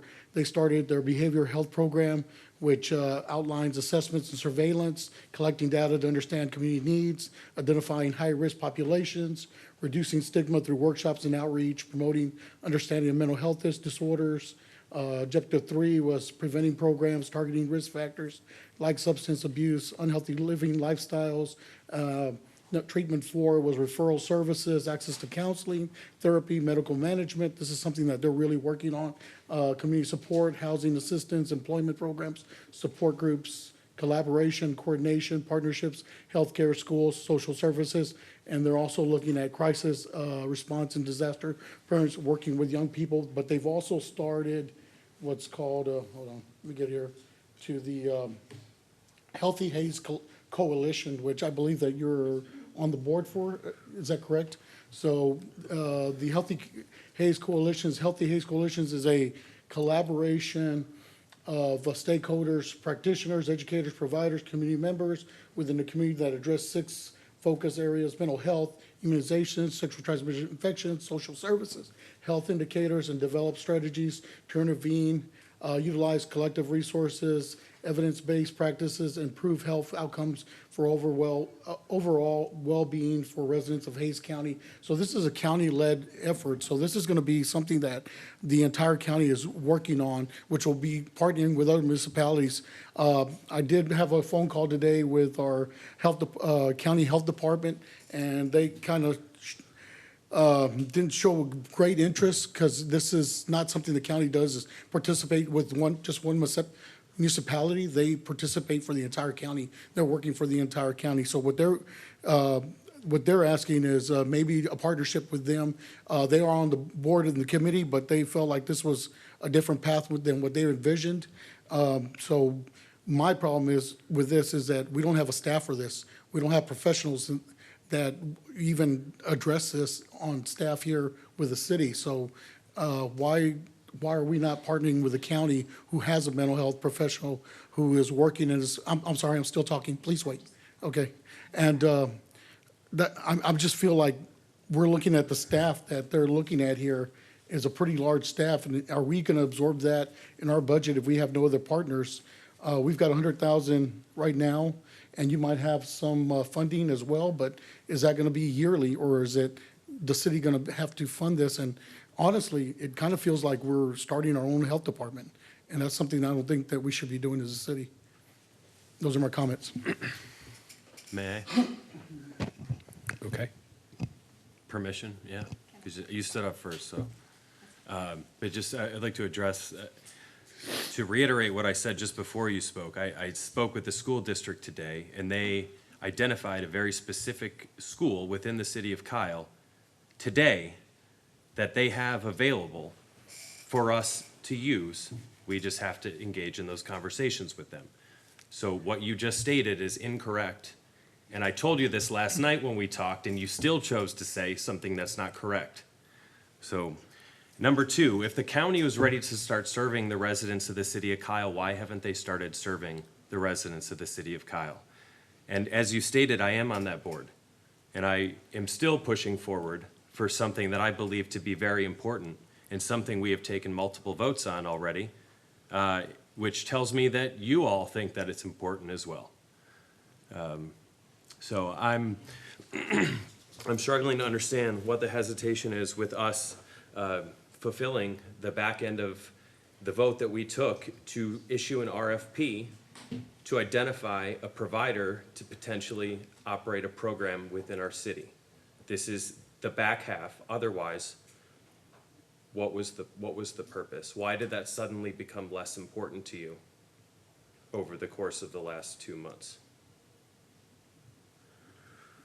Why don't we have staff jump, or someone jump in here, just Thank keep you. with the information. Thank you. Hi, my name is Michelle Zellmeyer. I'm the clinic director for the Kyle Mental Health Clinic with Hill Country MHDD Centers. And I just wanted to speak to the piece about like the municipal focus versus a county focus. I am the co-chair of the Healthy Hays Coalition Youth Mental Health Work Group, and I can say, you know, I helped write this proposal, so I can say that the proposal is inclusive of all collaborations, any and all, county level, wherever, whoever wants to join in on this effort, because it is so important, we welcome that. And so this would not be to the exclusion of anything that the county wants to get off the ground. This would be in addition to that. And there was another point that I had that just escaped my mind, but I'm sure it'll come to me later. That's all. Councilmember Parsley. I do have a question. So on the presentation, I'm reading that you will be, that what it has estimated to be the funding necessary, oh, I just took it off. It was $465,000 for the current fiscal year. That means right now, right? So what are we estimating for the next one?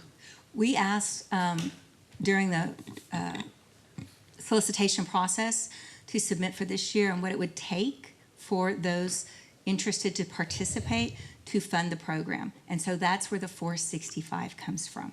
And so that's what Hill Country submitted. Any years moving forward, we have not engaged with because we have not started those contract negotiations or executed a contract with them. Now, is there any kind of ballpark you can give us? Like, let's say that the county decides to not engage with us and the school district decides to not form a part of this. And what we would hate is to start the program and then turns out Bear, can you please put the hand down because it's driving me crazy.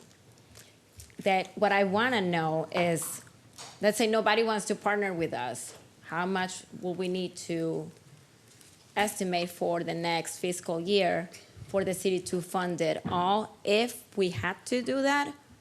Because we will hate to start something and then there is no funding for next year.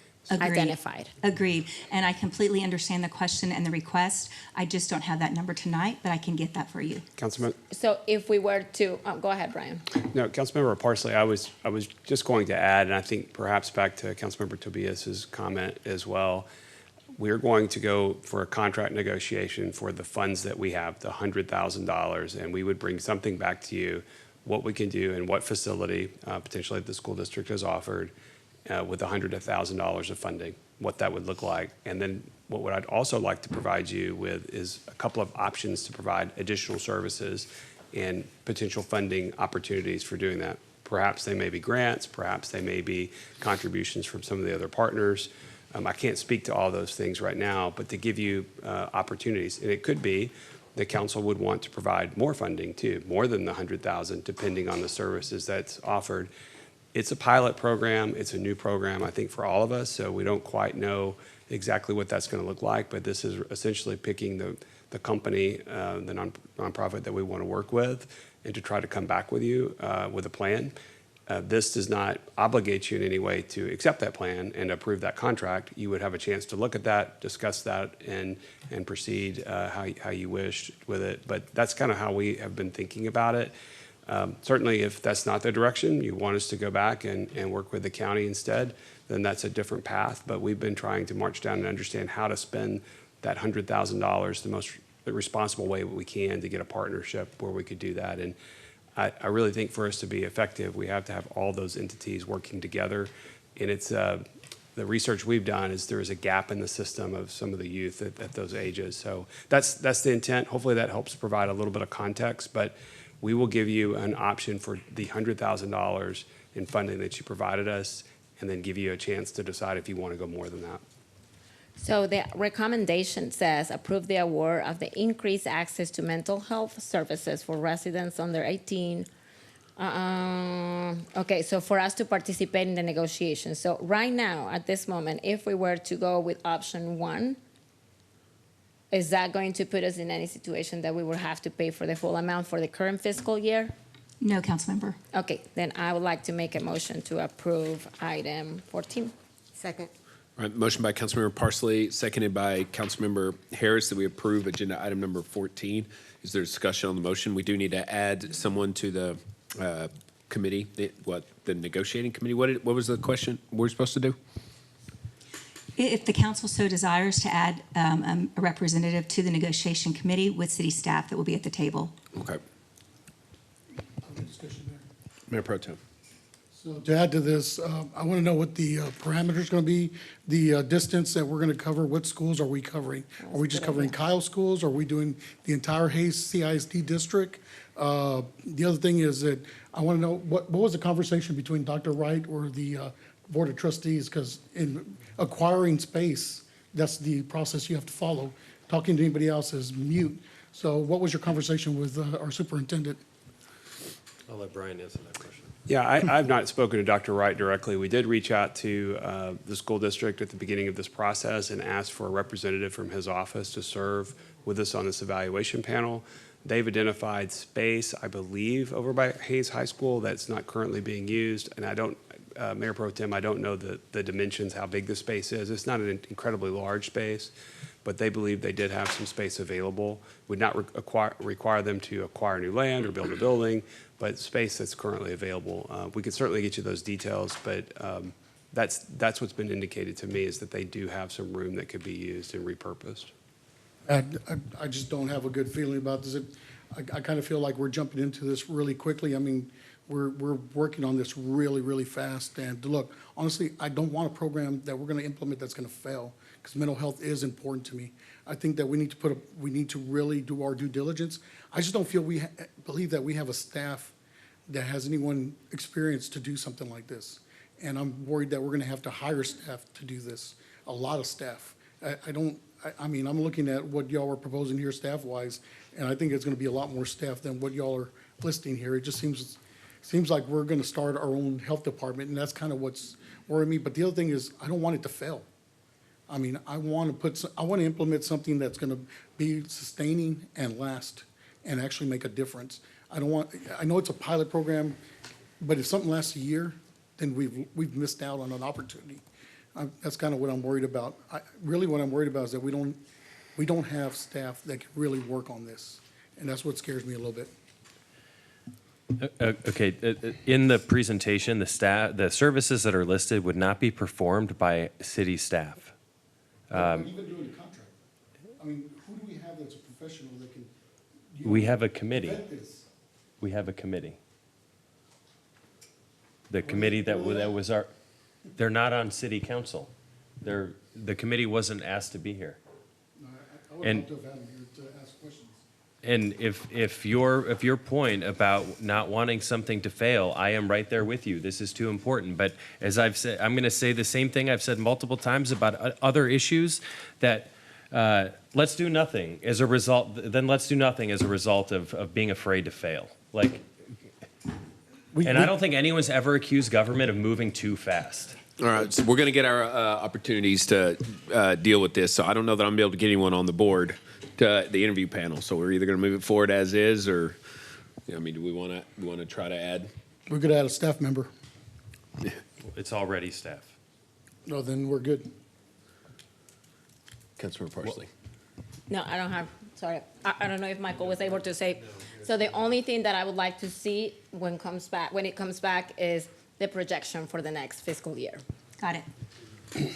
And to be clear, you want this to be a staff panel, a staff group leading the negotiations from the city with other staff from both the school district and Collaborating fully with the Hays County Health Department, who has professionals that deal with this. So I want to make sure that we do this right. I don't want it to fail. yes, sir, we've had a representative from the health department of Hays County as well. So that would be the group that would negotiate the contract. That's correct. All right, any further discussion? That'd be a fair choice. That way, if, let's say we appoint a council member to that, there could be that conflict of interest if it ever comes down to it, even though that our heart is in the right place. If it means that we get staff, because I know you guys are expert on it, and then you just go from there. No, as far as any kind of contract, as far as bringing the numbers forward. But I understand your concern, Mayor Pro Tem, because who are we talking to with the school district? Is it the district? Have we proposed this to the school board as a whole? Or are we talking to individuals saying, yeah, we can do this, or someone from the county? But I think going forward, we'll just, again, this is new. We'll just go from there. Motion's on the table. All right, any further discussion?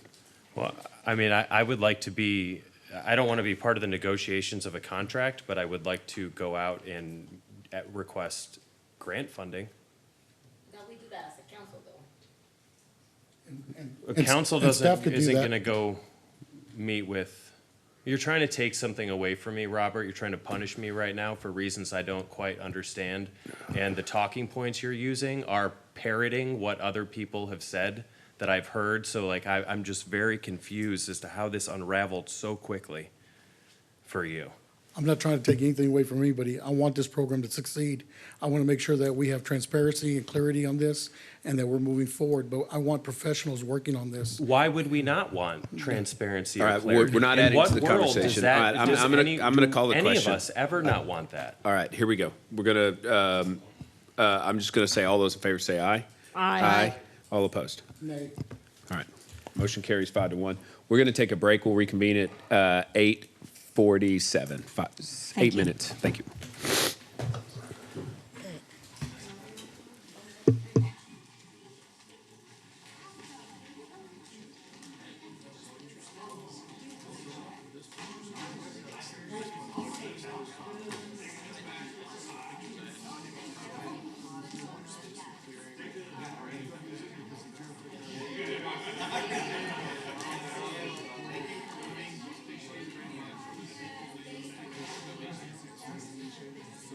Consider approval of a resolution finding public convenience and necessity and authorizing the use of eminent domain to condemn, if necessary, from a 115.708 acre tract owned by Dennis L. Miller, 0.36 acre water line easement, and a 0.44 acre temporary construction easement, both as described in Exhibits 4 and 5.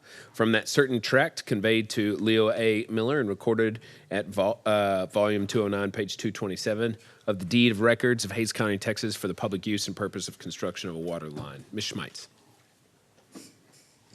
Good evening, Mayor and Council. Amber Schmeitz, Assistant City Manager for the record. We're getting some technology going up here. Next slide, please.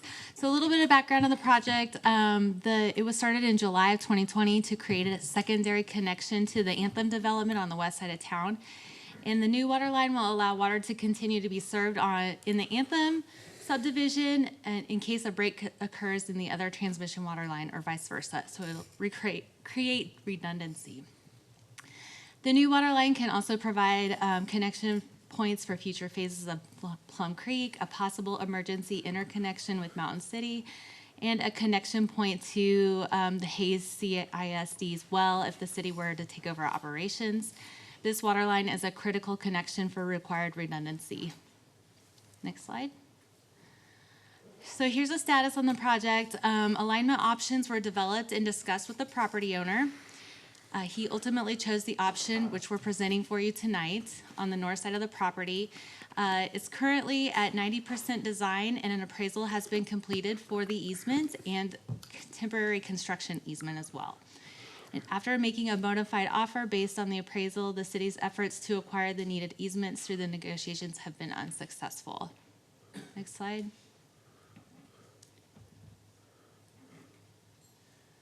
So here's a map of the property.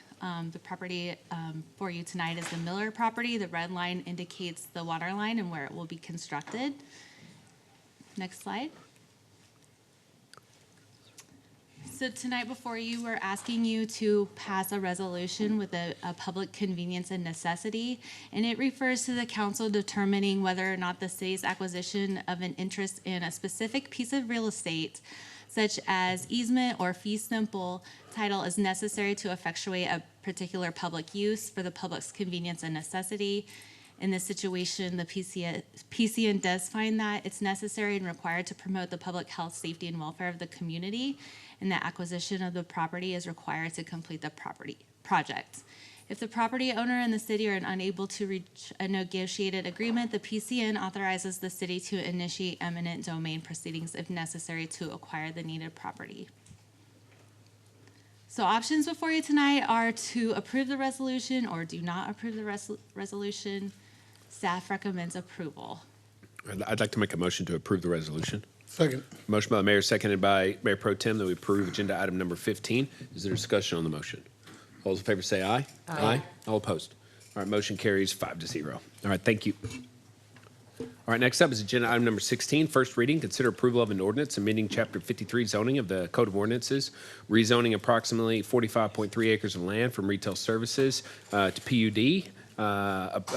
Approximately 29 acres retail services and approximately 15.4 acres R33 apartments for property located at 22675 R35 in Hays County. This item does have a public hearing. If there are no objections, I'll have Mr. Lutz present. And then before council engages, we'll open the meeting up for a hearing, and then we'll have our discussions. Good evening, Mayor, Council. Thank you. I'm going to jump in. So this is a rezoning request for approximately 45 acres of land, and the applicant is requesting a PUD during this zoning change. In addition to the PUD, there's going to be a request for a development agreement and economic development agreement. Those are not for consideration tonight, but I will discuss them during my presentation so you're aware of the project in its entirety. And Jason, just to be clear on that point, this is first reading with the public hearing, but this zoning takes into consideration points and agreements that are in a development agreement that won't come back until next meeting. Yes, sir. The 5th or 4th, sorry, next right. council meeting. So the next meeting is when we'll be able to take up the full scope of Yes. the project, and this one is just really more about the zoning.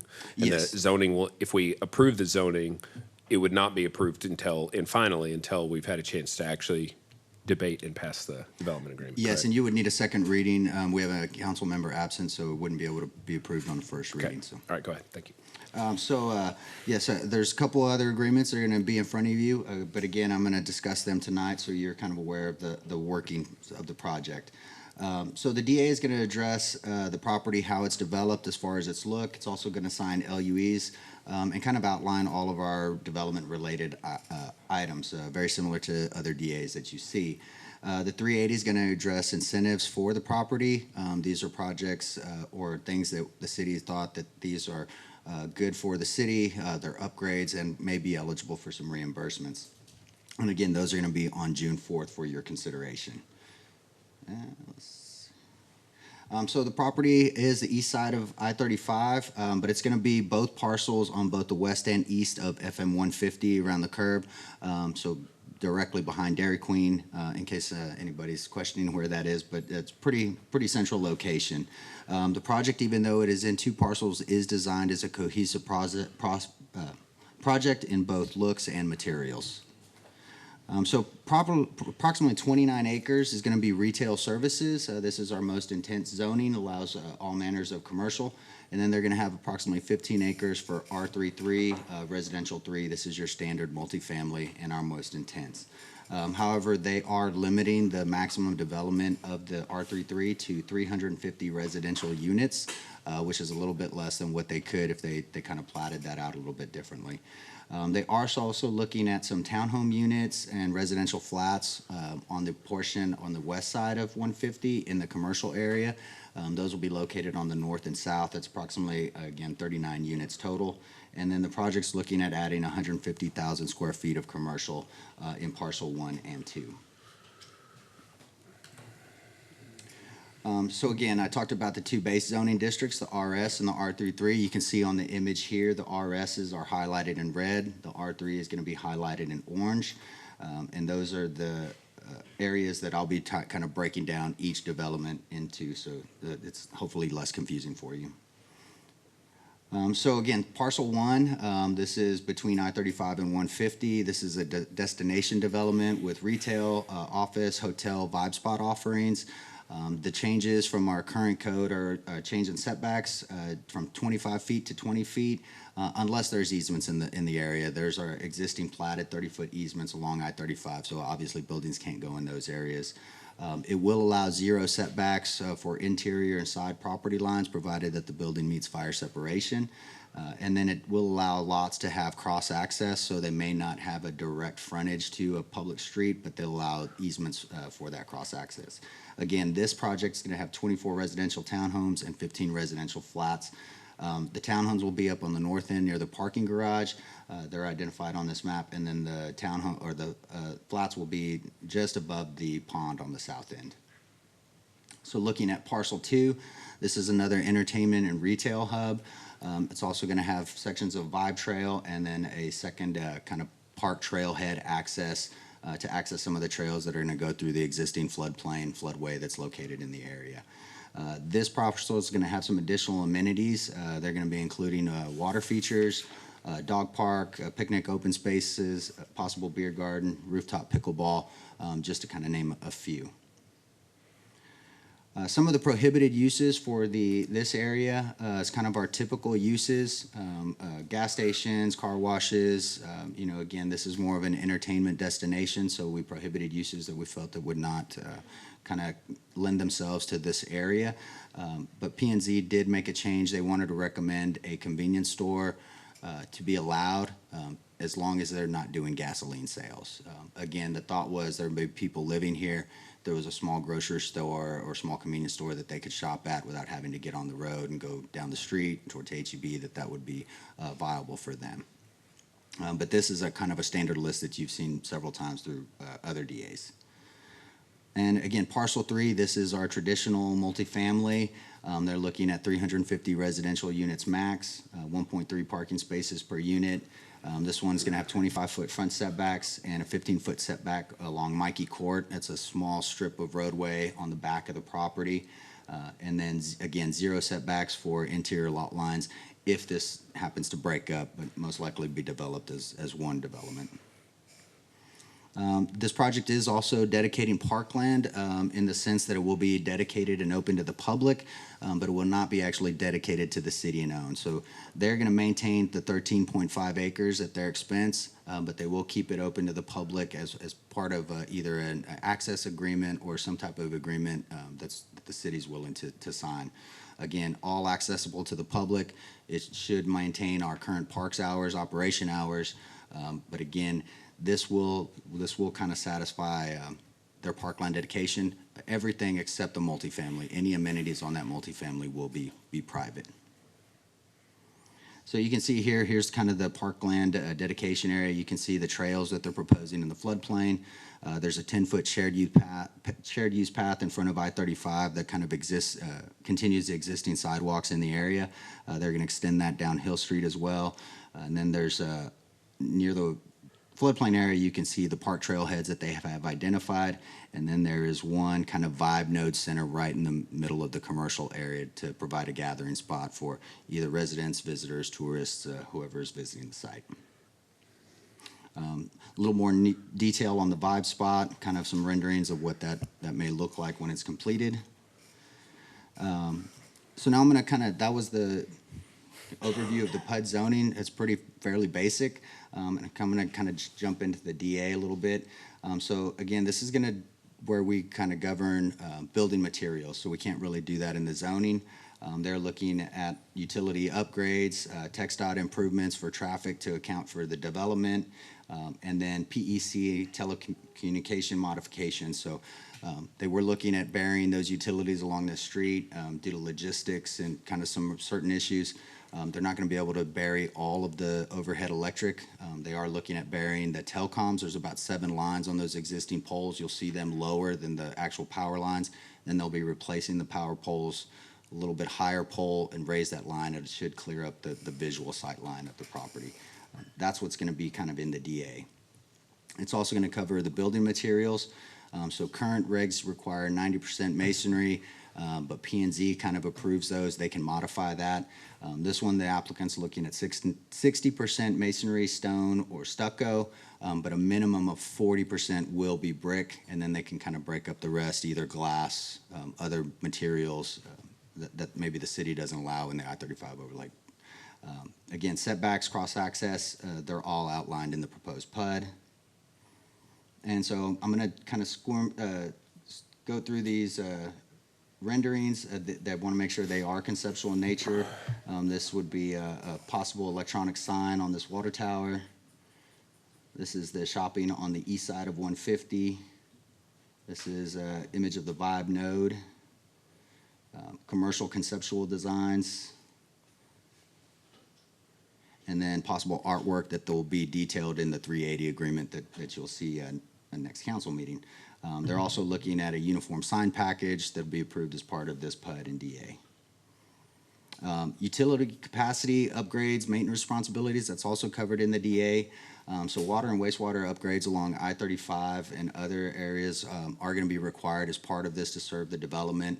That would include upgrading the line in front of the Dairy Queen, connecting to some existing infrastructure to loop our system and provide a little bit more reliable service to the citizens in the area. It'll also include realignment of some wastewater. That is kind of dependent on a couple of projects. We have the Center Street Village project specifically, which was broken up into a couple. They are looking at 525 LUEs to serve the property, and this is kind of within our wastewater model. So we're comfortable supporting that type of density. Again, here's kind of summary of the new sewer and water infrastructure that will be constructed by the applicant as part of this project. These are just the on-site improvements. Oh, I'm sorry. And then TX-DIR has approved a TIA with their requiring some improvements along I-35, along 150, everything from queuing lanes, restriping, removing the center median, turn lanes, XL lanes, decel lanes, and including an additional light that may cross to help pedestrians cross from one side of the development to the other. Again, I kind of discussed PEC telecommunications. Again, they're going to replace the poles, bury the existing telecom. But what we found in design, if we were to try and bury all of the poles the way they're constructed, you may see a net increase of the number of poles. They just would kind of be redistributed across the site. And then the 380 agreement, again, looking at providing some economic incentives to some of the items that we felt were improvements to the development. These will include the cost of upgrading some of the infrastructure and bearing of some of the underground telecoms. So our incentives and reimbursements, they are going to be based on a phasing schedule. We want to make sure that this project gets built if we're giving those incentives. So there's going to be a kind of table and spreadsheet in there to talk about what improvements are going to be done with what phase. But ultimately, we're looking at three phases, with majority of the project being completed within the first phase, which is tentative July 2025. Phase 2 would be December 2027, then phase 3 out in June. Phase 1 improvements, so we're looking at ponds, parkland, vibe improvements, parkland amenities, hike and bike trails, dog park, pickleball courts, fountain, traffic and utility improvements, and must be done as part of phase 1, and then as well as the PEC infrastructure upgrades. Phase 2, additional detention ponds and parking garage. As the project gets built out, those will be needed to satisfy the development and parking requirements of any proposed uses. And then phase 3 improvements are amphitheater, art, and possible murals located within the site. So basically the 380 is going to outline all of those improvements for you, and the total would be about $14.8 million over 20 years. They're looking at a 50% sales tax and then a 50% property tax reimbursement. There are certain benchmarks in this document that will require to be met. And if they aren't met, then those payments can cease. But it's to try and ensure that this project gets developed the way it's planned. So P&Z held a public hearing on May 14th. They did vote 4-1, recommended approval of the requested zoning change. They made a modification that the list of prohibited uses only prohibit convenience stores with gasoline sales. Again, they wanted someone to be able to go into a small store if it was a small grocer, buy some wine, some food, instead of going around town. Staff supports the proposed amendments by the Planning and Zoning Commission. And so your options tonight are approve the PUD approve the zoning change with the Planning and Zoning Commission recommendation, modify the zoning change, or deny the requested zoning change. So I can answer any technical questions you have regarding the code. The owner is also here. He can maybe answer any other questions if you have some for him as well. So thank you. All right, Jason, this item does have a public hearing, so if there are no objections, I'm going to open the public hearing. Public hearing is now open. Is there anyone who wishes to come forward and speak on this particular item?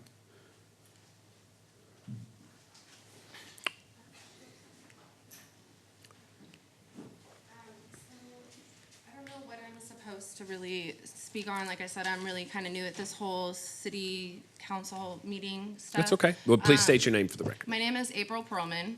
I live off of 150 right past Dollar General. So I guess my biggest thing with this zoning that they're trying to do is, one, the biggest thing is traffic.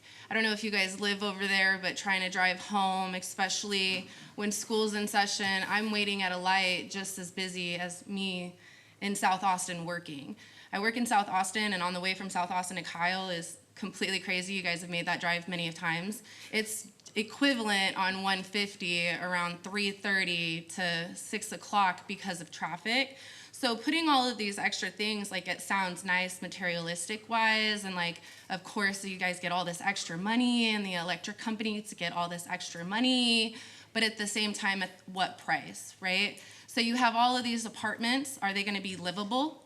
You know, is it going to be $2,500 to $3,000 for rent? You know, how are people supposed to pay for that without being homeless? And then all of these nice stores sound great, but at what expense? Again, traffic. How are people going to be able to drive through that area? How are people going to be able to go home?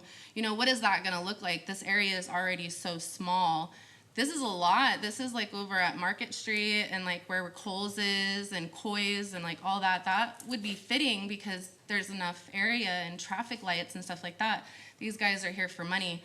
They're not here for, you know, every day that we live in this area. So I guess my biggest thing is, you know, money sounds great at the end of the day, but how are we going to accommodate like people that live in this area? The water. We've been at a stage 3 for the last year.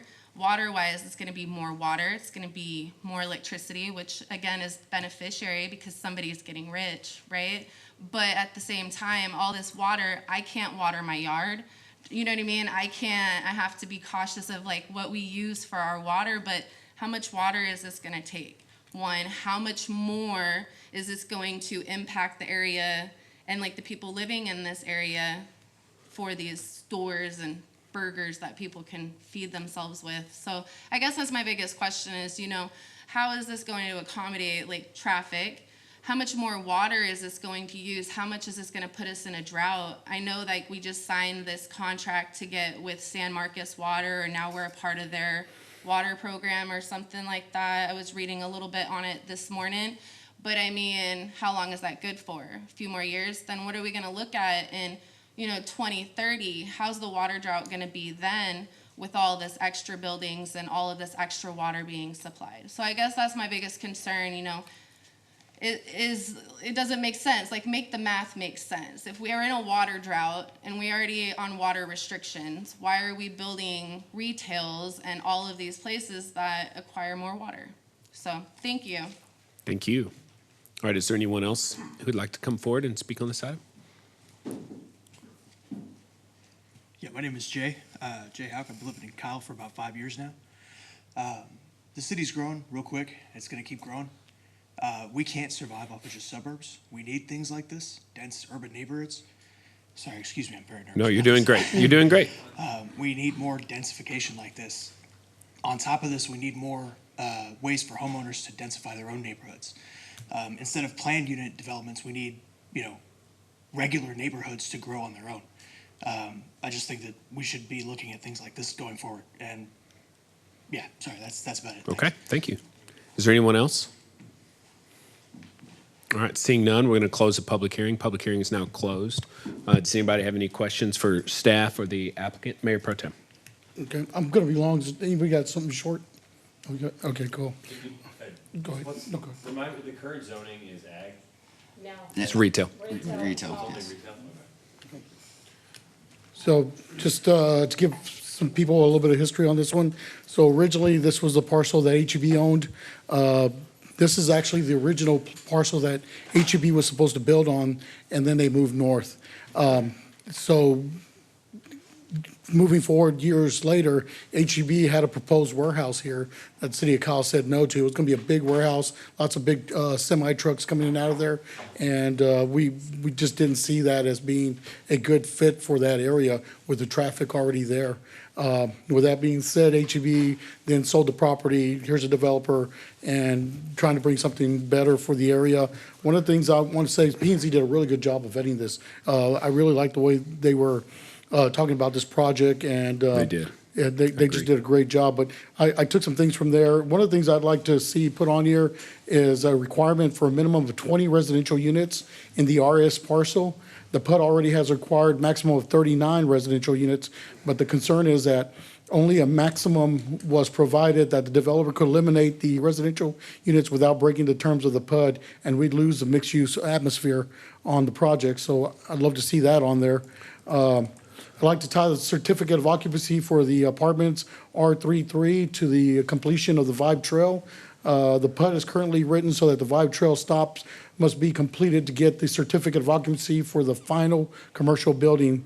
I think it's a little late in the game. The Vibe Trail is an amenity for the people in Kyle, not only the apartment residents, and I would hate to see that pushed out several years. So if I could get that on there as well. Number 3, related to the prior point, the certificates of occupancy for the building immediately around the Vibe spot should be contingent upon its completion of 50%. The adjacent buildings are occupied. The Vibe spot should be contingent upon its completion if 50% of the adjacent buildings are occupied. The Vibe spot should be active and usable, therefore, for the city once it's 50% occupied. So having that trail there, once you've got 50% of the residents, is probably important, because now they have a way to get around the city, and keeping traffic off is having that Vibe Trail. Once we complete our Vibe Trail throughout the city, that's definitely going to help out with the traffic. Hey, Robert, can I ask something on what you're saying on the Vibe Trail? Because it seems to me that the Vibe Trail is a fairly compared to the cost. cost, but what you're saying is true. I just would like to know if the developer would construct the whole thing, phase one. It's flat work, it's concrete, half a trail doesn't, I don't want to stop and necessarily, I just want to say I agree with that, and I think we should be asking for the entirety up front for an incentivized project. But go ahead, I just wanted to add to that, go ahead. And then the lastly is just limit how much, what do you call it, a turf we have in unwalkable places, making sure if it's not a high-traffic place, we don't put too much turf. Turf makes a lot of heat, so we're looking at heating in cities. If you go to Austin, you can feel the heat right away. I just don't want to become that city that puts a lot of heat. The other thing, it creates a lot of runoff. So we have our creeks, everything else. I'm worried about flooding concerns. So we just kind of limit the turf and then limit and try to be creative with, some of the landscaping, make sure that we're taking account that we are going through a water issue. So making sure we're planting trees or plants or, doing the landscape in a way that's, smart for, the area for, the limited water use right now. And the other thing is going to be, we're in nesting season right now. If we could just be careful with some of the nests that are out there right now, I'd be really grateful that we did purchase some land as a city for conservation just north of the area. We also have Lake Kyle as well. So we are as a city investing in preserving a lot of our parkland. So we could just go around a little bit of that. I know we have a tree ordinance as well, just adhere to the tree ordinance if where possible. And then lastly is the Dairy Queen's a big one. I mean, it's really tough seeing the traffic there. It's not your problem, but if there was a way we could get another road through there, I don't know if it's too far in the game, but something that would keep them from backing up on that drive-through on 150, it would be a game changer for me, and I'd really appreciate it. That's not a requirement to this project. It's an ask, a please. Yeah, let's go ahead. Yeah, and real quick, Councilman Rizzo, I'd like to at least comment on the turf. I'll let the owner comment on the others, but this PUD does require them to follow our landscape ordinance, so we have made some recent changes to that. So while we do allow artificial turf, we do not allow 100%. And then the PUD document itself was modified to make sure that whatever product they do use, that it is calculated as part of their impervious cover based on those standard specifications. So we think we kind of covered your concerns on that. And so I'll turn it over to the owner. Thank you for that explanation. So good afternoon, I'm Todd Daly with Capella, the developer. And so where would you like me to start with answering some of those? Dairy Queen, first and foremost, since that's the last thing that you mentioned, we're going to work and try to do a shared drive through the back of our property. It's not shown on the screen. But yeah, we're going to try to eliminate some of that backup there. We know that that's a problem, and so we're kind of trying to work with our neighbors and do something to benefit both parcels. Jason, you don't have the comp plan in the slides as the backup, I'm noticing, right? No, we do not, but this does meet our newly adopted comp plan for vertical. But it's not here for reference for as far as like the difference between a regional node, a super regional node. Like in terms of traffic, where this is particularly located is important for the density conversation that's been mentioned. There's nothing to show the residents why this is the downtown super regional node at the dead center of the bullseye of the city of Kyle, as opposed to putting apartments out that actually create traffic, like further out on East 150, which makes these people come in and out right off the freeway, very little traffic. It's just the comp plan is all about explaining that density discussion to residents, and it's not here in the backup. We'll make sure we add that on the backup for the second reading for reference. Dr. Harris, if you wanted to add in something. I'm concerned about water conservation measures, and we'd like to see a plan for water recapture and rainwater capture. For instance, condensate from the apartments would be a huge thing, and would water all of the landscape on that side of 150, potentially. Rainwater capture, if that fits in, would be great, but that recapture off of the AC units would be really phenomenal. And then as far as the pond areas that you have, I'm concerned with how those get filled. Are any of those spring-fed by any chance? Because we do have some spring-fed ponds on that area, in that area of town. Yeah, I really need my civil engineer to kind of talk about it. I mean, we've come up with some ideas and some solutions for that. Gathering the condensation for the mechanical units, doing what we can to conserve water. It's a big thing for us as well. We don't want, we realize that the city's been negotiating with San Marcos to get some additional water. So we're trying to design this landscape-wise and for the city to basically save all the possible water that's necessary, even with landscaping. So our idea is to get landscaping that doesn't need a lot of water. And that's kind of the idea behind some of the turf, was we want to make sure that there's so many different turfs out there that let the water flow through, that refills the aquifer and what have you. So that's kind of where we're trying to head with everything. I'm not a huge fan of turf because of plastic, and it leaches microplastics into the aquifer and the streams. So, it's a trade-off with grass and water. But one of the things is, did I understand that completion will be around in 2027? Yes, ma'am. That's about right. Well, we will have our water coming in from the Carrizo aquifer at that point, which will really take the stress off our water sources and off of the Edwards aquifer, hopefully. So that's actually supposed to be here in February. So that will help us all out a lot. So I think to Dr. Harris's real question, so you know how they say the reports of my death are wildly exaggerated? Well, the reports that Kyle's water running out of water is being wildly exaggerated. Right. The agreements with San Marcos are being wildly taken out of context. It's part of an ongoing effort to sync up. We used to sell water to Buda, and so Buda wanted to do their own thing, but we said, no, come take water from us as a part of a larger system so that you can be a part of a larger solution. Right. So we're not solving our problem. So we're all part of a unit together. San Marcos is sharing because it's part of what we've been working on for 15 years. Yeah.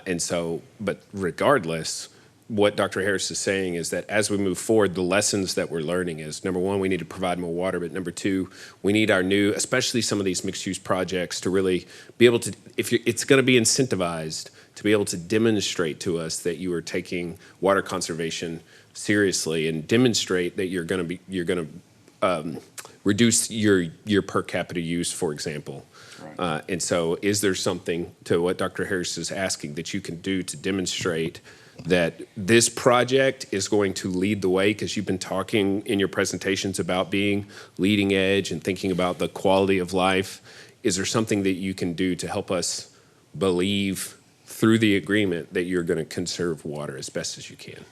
Carrie, do you want to, she's my civil engineer, so let her kind of weigh in. This is kind of where I get a little over my skis. Yeah. I mean, that's why I hire the professionals that know how to conserve water and know how to. Right, but I've seen a lot of plans. Yeah. And there's one way for an engineer to design where they're just designing to, maximum return on investment, and they're not really, so considering water, for example, have you prioritized that in your engineering? And will you commit to that in a development agreement? I will commit to that in a development agreement, and we will strive to do the best we can at conserving water in our plans. Now, one of the things I'd really like to move our community forward on is the one water concepts for building and LEED certification, or at least LEED qualification for energy use. Not necessarily being certified, although the fees for that have come way down. But they just make sense. They make sense for the owners of the building and the residents and everybody using that area, because it's a great return on investment. It's an investment up front, but it's a good return on investment. Yeah, the idea is, as a developer for this project, we want to do the best project in Kyle, Texas. That was our goal when we came here. So we're going to strive to keep our costs down on electricity, water, everything, because we want to pass that savings along to our tenants. We want to make sure our tenants can afford to pay for their space and stay here for a long time. I think in December I kind of mentioned to everybody that I'm trying to bring as much local, Texas kind of businesses to this area, and local businesses that are here already in Kyle to this center. So the idea is for me to build something that's really spectacular for the whole area, and to control those costs as best I can, and to make something really special here. Yeah, it's just we hear from the development community that statement across the board. What we want to see is in the agreement a commitment to that. What you're saying, we haven't seen the agreements yet. They're coming at our next meeting, and so some folks have done some negotiation, but that's really what it's going to come down to is whether or not that agreement convinces us that. And you're doing a very good job. I watched the whole P&Z meeting. I think the majority of us did. You handled that very, very well. So it's not a critique; it's a commendation. But it all comes out in the wash when we look at this development agreement. Understood. We've worked on it very hard. The DA and 380 and the PUD as well. So the staff's been great. Brian's been great. Everybody's been great. So I think you'll be very pleased to see what's in the Well, so I'd like to just, I wish I could share my screen because I want to share the comp plan. I want to talk just briefly about density. But I can't do it. But so it's very commonly, the density argument's used against development that folks don't want just in general. If you've lived here for 5 years, for example, the city's growing.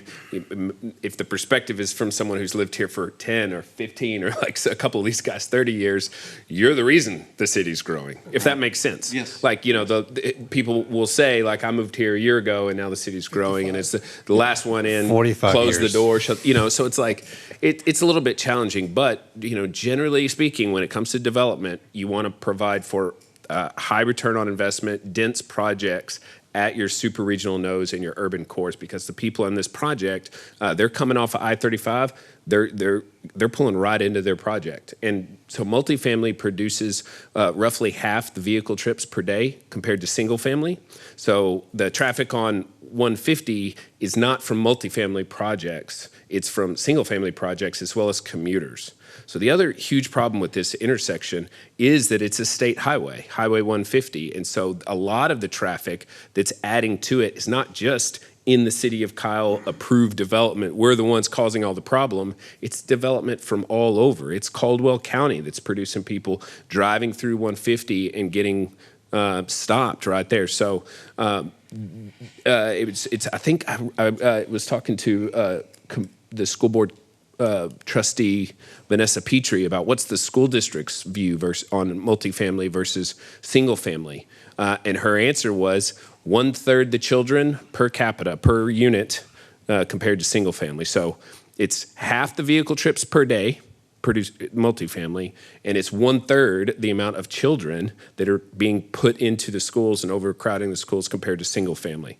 All of the expense for the city and all the traffic is generated by large lot subdivisions far out, and that's what creates the sprawl. But so that, to the gentleman's point earlier, if you were going to try to produce density in your city so that your infrastructure is being maximized, this would be the side I'd want to do it on. But I would want to make sure that if we're going to incentivize it, which is what's being proposed, that everyone up here is getting what they want.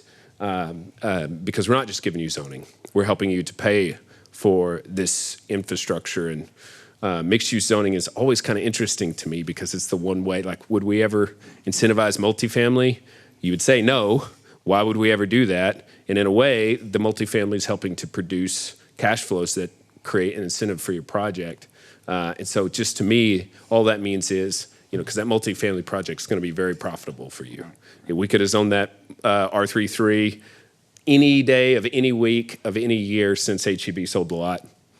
So that's not, there's no reason for us to incentivize that. You can do it all on your own. We just need to make sure that what we're getting back in return is exactly what we're asking for. So I believe you will, and I think that once the project's completed, the whole city's going to be very happy.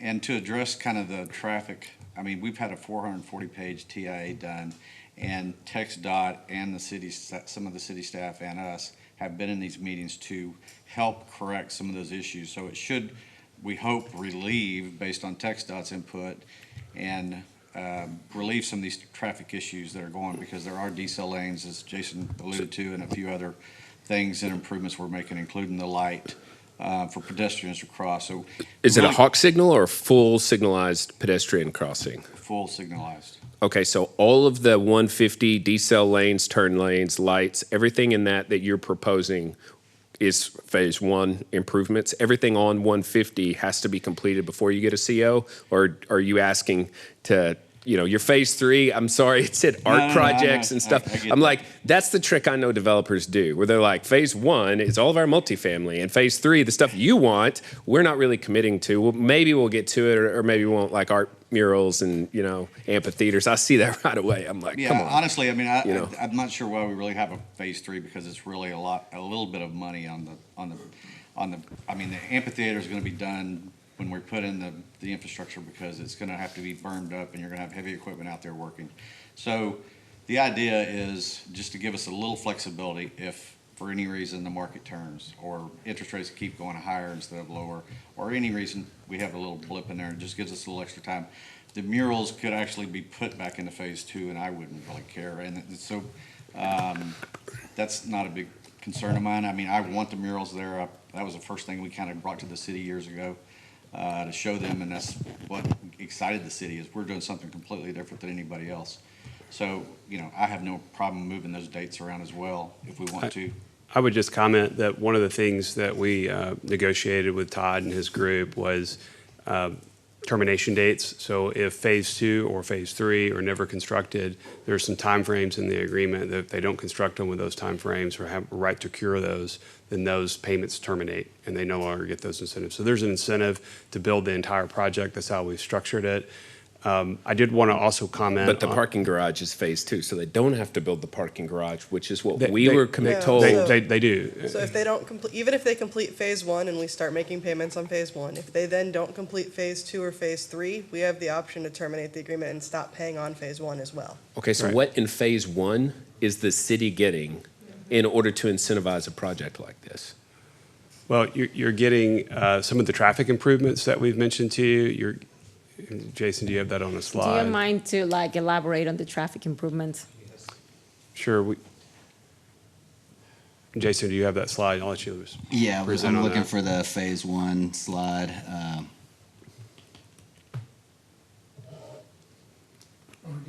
Here we go. So here's the phase 1 improvements. So those would be the ponds. That would be parkland dedication, vibe trail improvements, parkland amenities, dog park, pickleball courts, fountains, and traffic and utility improvements, and then again the PEC improvements. I don't think I have a slide on this showing the TIA improvements, but there's multiple decel lanes, XL lanes. Some of the throat is what we call the center turn lane as you queue up on 150 at 35. There's a stack lane where so many cars can go on both there and further down 150. Those will actually be extended to allow some more queuing in there. There's several in that TIA requirements. Who's going to be maintaining the pond and the park area? This will all be owner maintained. So as part of the plating, we'll need to review their HOA or POA documents, Property Owners Association documents. We want to ensure that as this property kind of splits up, lotting out, that we understand what owners, that everybody knows, hey, you're maintaining this. That includes potholes in the driveways, damage to city infrastructure, because some city infrastructure will be on private property. So the DA is going to require that if it's damaged by either guests or tenants, that they're on the hook for those repairs, not the city. There is roughly 13.5 acres of parkland that's not being built on. So if you look, it's not on the screen now, but the phase 1 is really going in and doing all that area at the very beginning of this project to open it up to the community. Hang on, the traffic improvement that Councilmember Parsley is asking about, the decel lanes, the turn lanes, the switch. That's all of phase 1. All of that's phase 1. Yes, sir. Why is the parking garage not phase 1? You have a, I'm assuming everything in R33 is phase 1. You're going to build all that multifamily first. well, I'm not. I'm going to have another builder do it. Oh, but that's even worse. You're going to sell it off and get someone else to go build it. Well, that's not my profession, and I just Right, there's but better it's people. our job to make sure that we're going to get Sure. that. So if you're going to sell off and build the apartments, my opinion is if you get to build the apartments, the city gets everything it wants. We should get all of our retail put in. We should get all of our traffic improvements, all of our parkland upgrades, any fees, whatever else that's associated with it. That massive R33 apartment complex should not be given a CO until everything that that we want. The majority of what is in the phase one improvements are just standard apartment amenities, like a dog park and trails and things like that. It's not, we have no need to incentivize that. So if we're going to, then we have to tie that to the improvements that we want to see. So the phase one improvements alone are $6 million. And so you have to, from a banking perspective, you have to have enough leases and to monetarily go to a bank and borrow the money to do it. And they're not going to give, in this, especially in this market, they're not going to give any developer. I mean, if you look at some of the other developments that are going on here right now, I mean, they're building 10,000 or 20,000 or 15,000 square foot of retail at a time instead of building 150. So what we're proposing is we're putting $6 million worth of improvements in phase one, and then we're going to continue to start trying to lease phase one, which we want to start earlier than the large.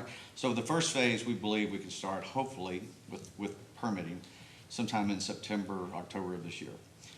The big phase that's on the other side of 150 with the parking garage is going to take a lot more engineering and a lot more people on staff, same engineering company, to help us get all these permits in place, but it's going to take a while to get all that 150,000 square foot of land planned, or square foot of retail mixed use planned out with the parking garage. So my idea is to do it as soon as possible, because I want the tax rebates and I want the savings as well. But the fact of it is that I've got to have, and like you said, and Jason mentioned earlier, I've got to have the parking garage, parking spaces to keep building the retail that I plan to build. But the idea is to have, and I've talked to my designers and staff about quite a bit of this, I'd like to start with the parking garage and go to the south. But the idea of building every bit of this at the beginning is virtually impossible. That's why we have all these time frames on here that says we're going to meet these tranches, or they have the right to suspend my tax rebates. So, but here's the challenge with that. Even if we didn't give you even if you said, all right, we're going to suspend, and you're not going to get your tax breaks on the expensive retail, but we are giving you your entitlement to build your multifamily. And so if you say, so we get this whole thing set up, and then you make your sale, I'm sure you've already got your guy who's going to build the multifamily, and he goes, you get your CO, you start building it, and you say, yeah, I don't want to build that parking garage. You've already made your big land sale and done your project, and the rest of the agreement, we're just left where we're not going to get any of the things that we want, but you got what you wanted. no, so what's really happening is I've had several people try to look at this multifamily tract. It's tied in with the multifamily groups want to make sure that I'm building what I'm saying I'm going to build. So they're wanting all these water features. They're wanting the parking garage. They're wanting the 150,000 square feet across the way. They're wanting the hotel pad. So they're wanting to see the same thing. We're holding them accountable to the same timelines that I'm proposing for the city, to say I'm going to meet these benchmarks and I'm going to be done with this project in 2027. And so the multifamily is going to have the same contract. You have to finish when I'm finishing. We're under construction at about the same time frame. So we have to deliver, they have to deliver. Will you codify that in writing in the development agreement? Sure. That you will not complete the multifamily project until the retail project that you say the multifamilies are developing contingent upon. So it's like everybody's it's Joe Brooks. I don't know if you know Joe Brooks. It's all marketplace. So it's just a typical proposal that the city has that ties the retail and true vertical mixed use project into the multifamily, so that you can't do exactly what I'm saying, which is exactly what developers do. Not saying you're doing that at all. It's happened before. We give a larger entitlement. So, I had to recuse myself, but it's the area over there by my old dealership where we put in a multifamily project on the back, and everything else got zoned mixed use, which requires ground floor or retail. And guess what happened? The multifamily got built and the rest is still just a field. So the community just sees apartments going up, and the city feels like it got gypped. No, I think once you see the timelines with what we've put in the DA and the 380 and everything, the dates will support what we're trying to get done and accomplish with the city, including the multifamily. So I have no problems, and I think it's already in there, that we have to get so much of the retail completed before we could get a CO as the multifamily is being built. Okay, what does it say? What's What's the language say? Okay. Anybody else? Councilman Parsley, I'm going forever. Listen, Mayor Pro Tem, you still got questions? I still haven't gotten the answers to mine. Yeah, Sorry. sorry, I asked them about 30 minutes ago. Definitely, first one was the requirement of the 20 residential units on the S parcel, the minimum, making sure that language is in there so that way the project stays mixed use, right? So something I want to see put in there. The other one is tie the certificates of occupancy to the apartments of R33, the completions of the Vibe Trail. Trying to get that Vibe Trail in quickly is what's important to me. And then the last one is the related to the prior point, certificates of occupancy for the buildings immediately around the Vibe spot should be at least 50% completion, but we're kind of thinking about doing it at the beginning of the project, the Vibe Trail, if that's what your ambition is, or at least at 50%. Well, I was going to say tie the COs in the multifamily to the completion of the retail mixed use, as opposed to the Vibe, which obviously they would do that because that's just a drop in the bucket. Okay, and then the last one is the turf, and you've already addressed that part of it, so Okay. thank you. All right, so So, the first two, okay, sure. one more time on the first one. The first one is add a requirement for a minimum of 20 residential units in the RS parcel. The PUD already requires a maximum of 39 residential units. My concern is that if only a maximum was provided, that the developer could eliminate the residential units without breaking the terms of the PUD, and we lose the mixed-use atmosphere on the project. So yeah, it's a little background on that actual section. The owner actually proposed a minimum of 20 units. That was what the original language said. Our concern was that may be a little low, and we talked, but we didn't want it turning into a full-blown just multifamily project. So we added the maximum instead of the minimum, but we kind of understand where you're going. So I think Councilman Rizzo just wants to make sure that there's a We minimum can put it back in max. there. and- I have no issue with that at all. Okay, sounds good. And then the last one is the trail system, but you've already. Yeah, what- all the trails are going in at the beginning. I mean, again, and the TX-DIR improvements. And the reason it's important is you have all this equipment that's gonna need to be out there and be used adequately. And so the idea is to start the phase one with the retail and the water features and the Vibe trails and all that stuff, all the TX-DIR improvements, and then just move that equipment as permitting allows to, across the highway to the 150 to the larger mixed-use development parcel. Okay, and I think you've already addressed that you're gonna start sometime in September, so nesting season's over by then, and that was my concern. We're in the middle of nesting season, that's a big parcel of land. There's a lot of wildlife right now, but after that, you're good. So September would be a good time frame. So We hope so. I mean, Yeah. again, we're dependent on permitting and we're moving as fast as we possibly can with our engineers and architects It once just- this is approved. Yeah, we're just, May, June is a big season for, Sure. yeah, so, yeah, we're good. Thank you. Mayor, we'll have the exact language at the next meeting, but the 380 grants are tied to the first phase of retail being built. So before he gets any payment, the first phase of retail has to be built, The first phase of retail, which is inclusive of the garage or no? not the garage. All right, what is the first phase of retail? How many square feet in phase one? 37,000. And everything's going to be surface parked? Everything's gonna be surface parked because our surface park will allow that on phase one, which is just to the south of the multifamily. So those calculations have been worked out with the city, and those demands were met with the first 37,000 square feet. Again, the idea is to move across the street and then start constructing all the additional retail. And if I had my way, I would build the garage with the townhomes that surround it and work from north to south with filling up that retail as we go, including. Why can't you flip it all? And since you said the apartment folks are saying they have to have all this retail and density, why can't you start on the west side with those projects, complete all of that, and then move to the east side? Now, the multifamily wants all the beautiful water features and everything on the same side of 150 as they're on. They definitely want the additional retail across the street, but they're tying the whole phase one development into making sure their improvements are met and those amenities are able to, their residents can walk out of a gate or a fence or whatever and come to this But area. here's the problem. That's not what we want to incentivize. We want to incentivize the other side of the street. That's what you're selling. That's what we're trying to buy. So we need to know in the agreement that the western side, the mixed use with the parking garage and the retail is really what we're gonna get with a vote.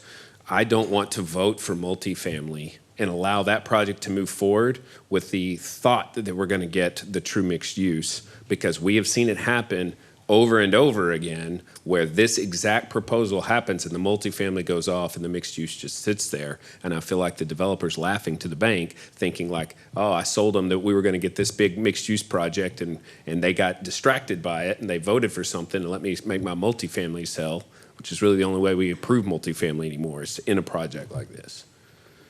Can you convince us that what we're buying is actually on the west side of 150? And I'm not talking about just the incentive, I'm talking about the zoning itself, because the zoning is what's gonna allow the project to be entitled. Yeah, and maybe you don't get the incentives, but you don't need the incentives for the project on 150 that, or on the east side. That would pencil out most likely with just the entitlement. The TX-DOT improvements alone are $1.5 million with the light. So the pond is $400,000+. The vibe trails are another $200,000 or $300,000. We got park benches and lighting that go around the back of this area as well. So, you know, I think again, my point is we're investing $6 million. If I don't deliver, y'all are pulling it from me. So I have to deliver on the other side of the highway. But that's the thing, we're not pulling it from No. you. We're just pulling the incentive. You, like you said, it's not even your project, that multifamily project, you've got someone lined up to buy it. So you make a sale as soon as the zoning is approved, regardless of whether you meet the criteria for your incentive, you get your sale up front. So what we're trying to say is we want to tie the COs on the multifamily site to the COs on the, at least on a certain portion of the retail site, or have you do the side on 150 first.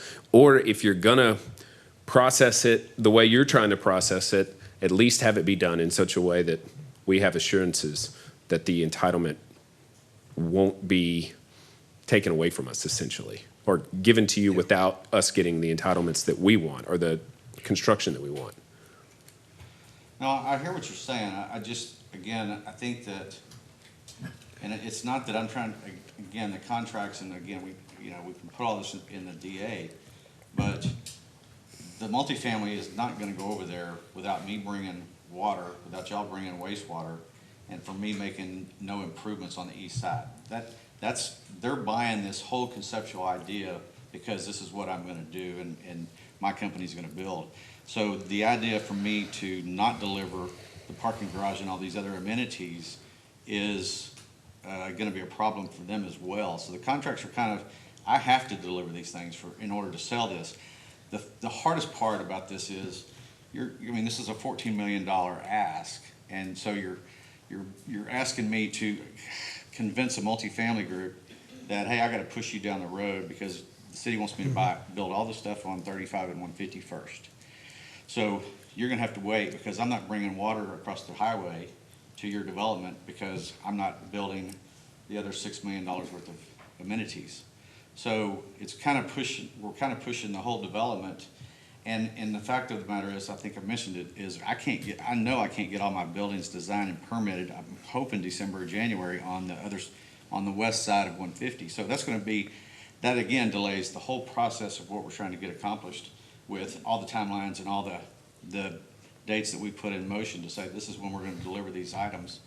And so far, it's been somewhat agreeable that it makes sense. Well, so it's what we did with Endeavor.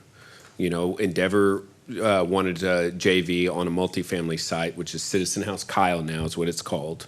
And they were promising to bring retail and the infrastructure and the roads and the improvements all along there. And we told them we would not give them the multifamily zoning until they committed to building the entirety of the horizontal infrastructure for the retail. And they had to make a choice. Do they want the incentive in the agreement that we were proposing and to put in the horizontal infrastructure that makes the traffic better? And that also guarantees that eventually, that the retail will come, or at least gets it closer. And if they hadn't agreed to do that, we wouldn't have given them their apartment complex. And so they did. They got the Citizen House Kyle, but that road that takes people from Home Depot all the way down to Kohlers Crossing, so that you don't have to loop back around. All of that they had to pay for up front. And apologize, they actually received no incentive for that road and all that infrastructure for the retail. And that was a part of phase one, so that we could know that when they were going to get their apartment complex, which is a JV deal, that was the nugget for them. That's what they wanted the transaction they wanted to complete, that the city of Kyle was going to get what we wanted too. Mayor, if I could, just perhaps a suggestion for us to consider would be to not allow a CO on the multifamily until a certain square footage was built on the west side. Is that something, I don't know if Mr. Daly would be agreeable to, but perhaps that's a way to attack this. So he could start on the project, some of the amenities, but COs would not be given. So I guess, I mean, my suggestion would be, this is first reading, and it's just the zoning, so we actually don't even have a DA to discuss.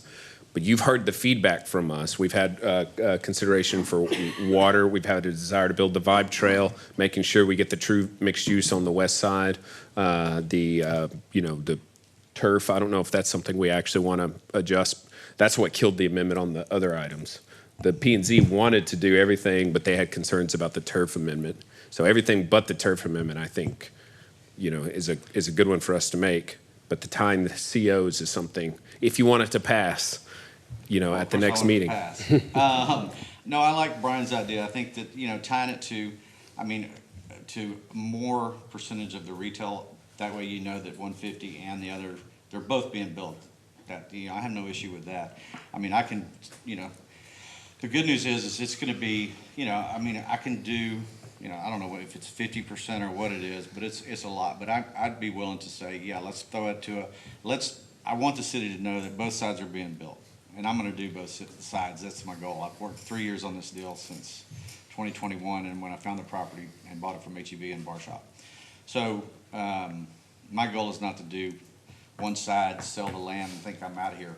I mean, this is a dream of mine. This is a project that I feel very solid about. I've loved all the meetings I've had with the Kyle staff, and it's been one of those. I mean, I've been in a bunch of different municipalities that I don't want to go back and build in. And so, to me, this has just been, kind of a dream come true, because everybody has said, let's work together and get this thing through. And that's what we've been working on for the last year and a half. I mean, I was here in December that pitched this to y'all and said, hey, let's get this deal done. And so, as everybody knows here, or the staff, most of the staff knows that I've been very flexible and very easy to work with. And that's my goal, is to make everybody happy at the end of the day. I have several comments. Thank you. So I know you mentioned the phase one will be using, you will be constructing the amenities to include the water feature. What I would like to see stated in the DA is that water feature will not be using any potable water. And I would like to know how you're going to keep it fresh and away from algae and all of that. I would like to see that stated. Okay. And I would like to know where you're going to get that water from, just like Dr. Harris was mentioning, and who is going to be maintaining that pond, which I'm assuming will not be our Parks Department, correct? No. The second thing is there any way that we can tie the incentive only to the retail area? Because I'm all against giving incentives, especially for more apartments. That's the way it's designed, is tied to the retail. A certain square footage has to be built to qualify. He has to make the improvements that have been outlined for you, so it's tied to that. But to the mayor's point, the improvements we're getting are really just amenities for the apartment complex. There is nothing that I feel, with the exception of the parking garage, I don't see any benefit to us having, so I wouldn't want to incentivize the apartment complex section of it. I think our thoughts have been to provide restaurants, amenities on this side of town that have not had any of those type of amenities in the past. The types of restaurants that he has on the east side and west side that are planned are amenities that we think we're really proud to bring forward to the council and the community. So those are things that we've been looking at. I think, as Todd said, if you guys are comfortable tying a CO of the multifamily to a larger percentage of the retail, I think it sounds like you're agreeable to looking at that. That's probably the way to put this together in a way that makes both the east side and west side be realized, which is, I think, what everybody wants to do. So I think that's a good strategy if everybody's But it's not comfortable to just move forward. it's not the CO, it's the entitlement that of the zoning, that's the thing that they need the most is R33. So once we grant that, Then if we're we don't give done. them, then if the incentive doesn't perform, they still have the entitlement and can build that apartment project will go through regardless of whether a parking garage ever gets built. Yes. The land sale, the construction, all of it will go through. It's all part of a PUD zoning, though, that's tied to the DA. So I. But the DA gives an incentive, but it doesn't say that an incentive to perform, but it doesn't say that if you don't perform, you're going to lose your zoning and entitlement on phase one, which all of this initially is a multifamily land sale. That gets to go through whether anything else is performed. And if you ask me in the future me, would you agree to that? I would say no. The only thing I would want to agree to is something that assures me that the vertical mixed use project happens. Once you do that, then you get your multifamily zoning, if that makes sense. Yes, because absolutely, if we were to do the rezoning today, and that's phase one, and then they just decide to not keep constructing, then we already rezoned that section, so we're screwed. So I wouldn't want to really give any incentive. So I will be opposed to this if we're incentivizing the apartment complex, because I don't feel any benefit, with the exception of the parking garage and the retail. The other thing I want to make sure that I remember is that it was stated that no franchise will go in here, right? No. Well, we're trying to It will do be the best only small businesses, like unique businesses, correct? Yeah, we're trying to do as much local type businesses that we can recruit here, but I mean, this is. No chains is I'm what sorry? I heard, no chains. We're not looking to bring in chains from other parts of the country, but we have 150,000+ square feet of retail. There is gonna be probably a couple different groups that are gonna come in or wanna be in here. It's not gonna be, I think I told maybe in the first meeting I had that I've had McDonald's and I've had all these other groups. I don't want them. That's not what I want.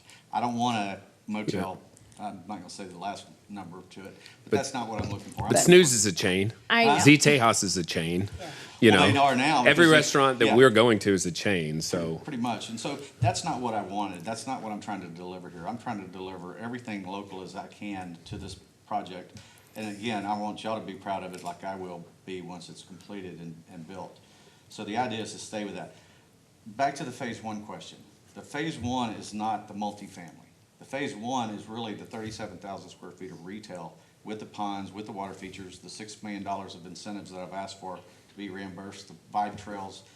The multifamily, I'm trying to tie into this because I want the multifamily, my phase one of 37,000 square feet, and the 35, or if you will, phase two of the big retail component with the hotel we're just gonna move across the street. So those two, the multifamily, I'm trying to tie into my second phase, if you will, at 35 and the west side of 150. So I'm trying to.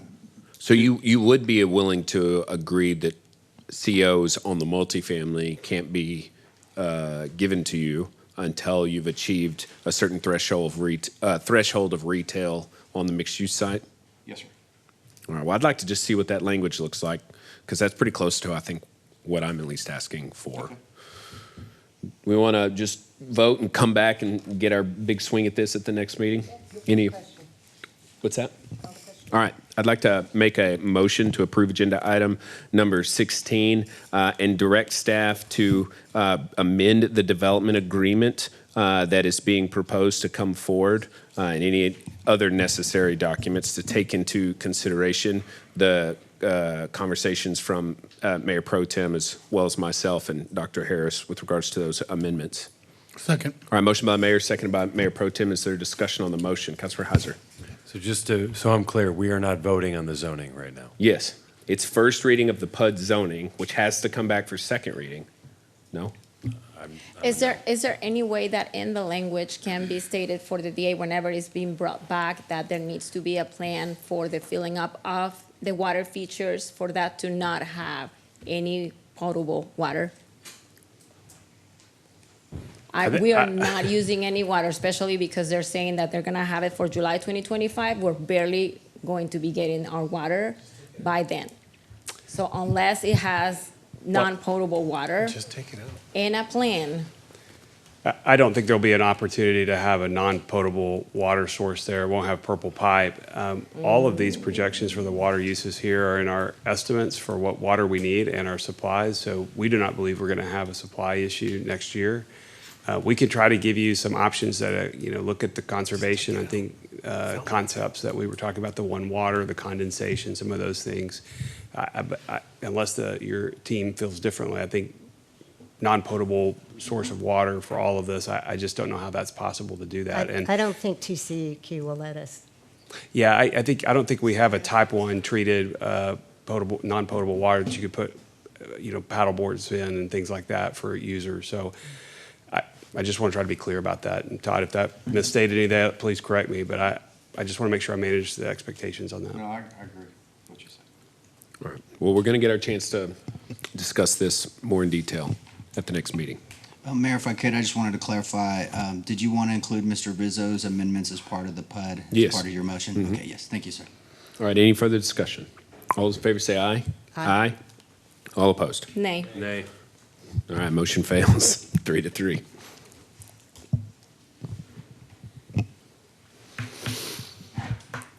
All right, so just to be clear, that motion that fails on the DA just kills the whole project. It won't even come back. Is that what y'all want to do? I just nodded my head saying I don't think we should vote on it, but until the rest of that stuff's buttoned up. But We I don't can't like- button that stuff up because the DA is not on the agenda. Bring it back in 6 No, months. well, I know, but we gave direction, and we spoke directly to the developer about the things that were wanted to be seen by council. So he was gonna do it on the next reading, they were gonna have it all buttoned up. So we're just reading the first reading, I and then the understand. second reading will. I understand. It's But okay, no, and it's if it fails again, it comes back in 6 months with the amendments. Okay, well, can we get clarification on the votes? Can we just roll call it? Because I didn't hear all, who was what to know on Robert's rules.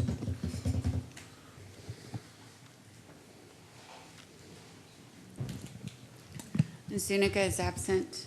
Rizzo, Aye. Heiser, No. Parsley, No. Harris, Yes. Tobias, Nay. Mitchell. All right, yes. All right, there we go. Motion fails 3-3. All right, next up, agenda item number 17, consider approval of supplemental work authorization to number 5 to work authorization number 1 to K. Friese and Associates LLC, increasing work authorization number 1 by $3,217,777.92 for program management service for the 22 road bond. Obviously, this is Mr. Cantalupo's item, but I wanted Mr. Langley to bring it up because this is really, ultimately, at the end of the day, the road bond project is his responsibility, and so I want to make sure that he can tell us what he thinks he needs. Thank you, Mayor, Council. Did want to go through a very quick presentation on this item. Then Mr. Cantalupo is here in case there are any detailed questions on this. So again, this is with K. Friese. They're a general engineering consultant charged with making sure we deliver the road project. I'm going to try to do this if I can. I've got a few notes over here. The authorization's approximately $3.2 million for the next year of that program, the oversight. I did want to clarify that there are a number of different subcontractors that K. Friese is helping to manage. K. Friese obviously takes the lead on project management. That's a large portion of the cost, but there are many others that are included here that you see in this list. Atkins is a significant piece for the right-of-way that's now with utility coordination. In fact, that's approximately $1.5 million out of the total $3.2 million ask is for right-of-way. So as the program has advanced and we're now looking at moving into right-of-way acquisition and construction, this is going to be a significant part of the project moving forward. These are the dates over the last couple of years that we've had a significant number of issues come forward to the council. The last one was initiated in March of 23, and then we're requesting the next authorization of services through February of 25. Again, you can see some of the different amounts that have been authorized in the past. The total award for expected cost for the contract was approximately $11 million for the oversight of a very large, complicated program, $294 million bond program, and it's about 5.9 with this authorization that we'd be asking for, so almost about halfway through. It is a time and materials contract. What that means is we only are billed when they actually do the work, so it's not a guaranteed payment. It's as the work is actually performed. That's how we pay for those services. Total authorized to date would be about 5.9, as I mentioned before. We do believe that Friese has performed well in their role overseeing the bond program. Joe and Harper Miner and a number of other staff members have helped us move forward. We're expecting to go to bid, as I think we talked about earlier, for Marketplace Drive. We're expecting to go to bid on that in the next 30 days. We're really close to getting that one off and running, and that'll be the first project out of the gate. Kohlers and a number of other projects are coming very quickly after that.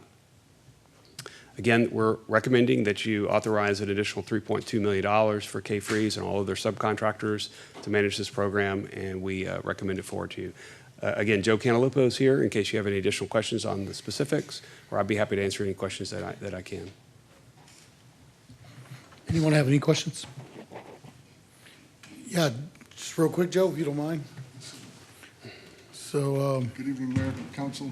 I'm Joe Cantalupo. I work for Friese. sounds good. Hey, Joe, I just want to say thanks. Since I've been back on the dais, you've been really easy to get a hold of and work with. Thank you for taking me seriously when I said I wanted to get these projects done and get started. I can see your excitement about doing that and your team as well. So I just want to make sure that you continue with that same excitement. If we approve this, I want to make sure that you're going to keep working really, really hard and diligently for us as a city and making sure that we're priority number one. We are, we're in, and it's not just me and Harper who city staff sees often, or our corridor managers. Brian pointed out we have a big team, and we're backed up by dozens of people. And we're putting, this next year, we expect to put close to, about 20,000 hours into making sure that these 8 projects, which are now broken up into 11 or 12 segments, get designed and to construction as quickly as possible. It's a lot of work, but we truly enjoy it, and we feel privileged to be able to do this for you guys. Thank you. Any other comments? Motion to approve? So moved. All right, motion by the mayor, seconded by Mayor Pro Tem. Is there discussion on the motion? All those in favor say aye. Aye. Aye. All opposed?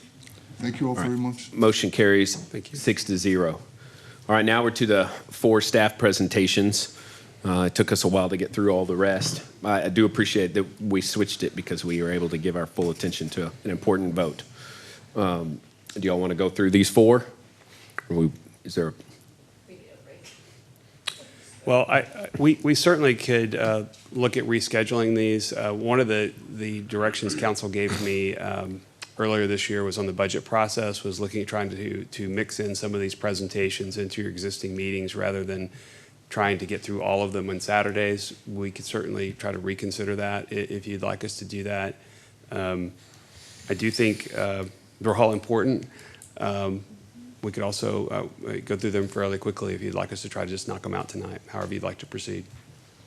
Maybe we can do 2 and then 2 on. Well, Let's see how it goes. let's see how it goes, because staff's been here all night. Yeah, I so- know, yeah. All right. Agenda 18, receive a report, hold discussion, provide staff direction regarding the inaugural City of Kyle strategic plan. Mr. Elizondo. I guess it will also depend how long it takes for each presentation. Well, we're starting with Jesse, so Yeah, I'm holding my woo. breath. I knew it was coming.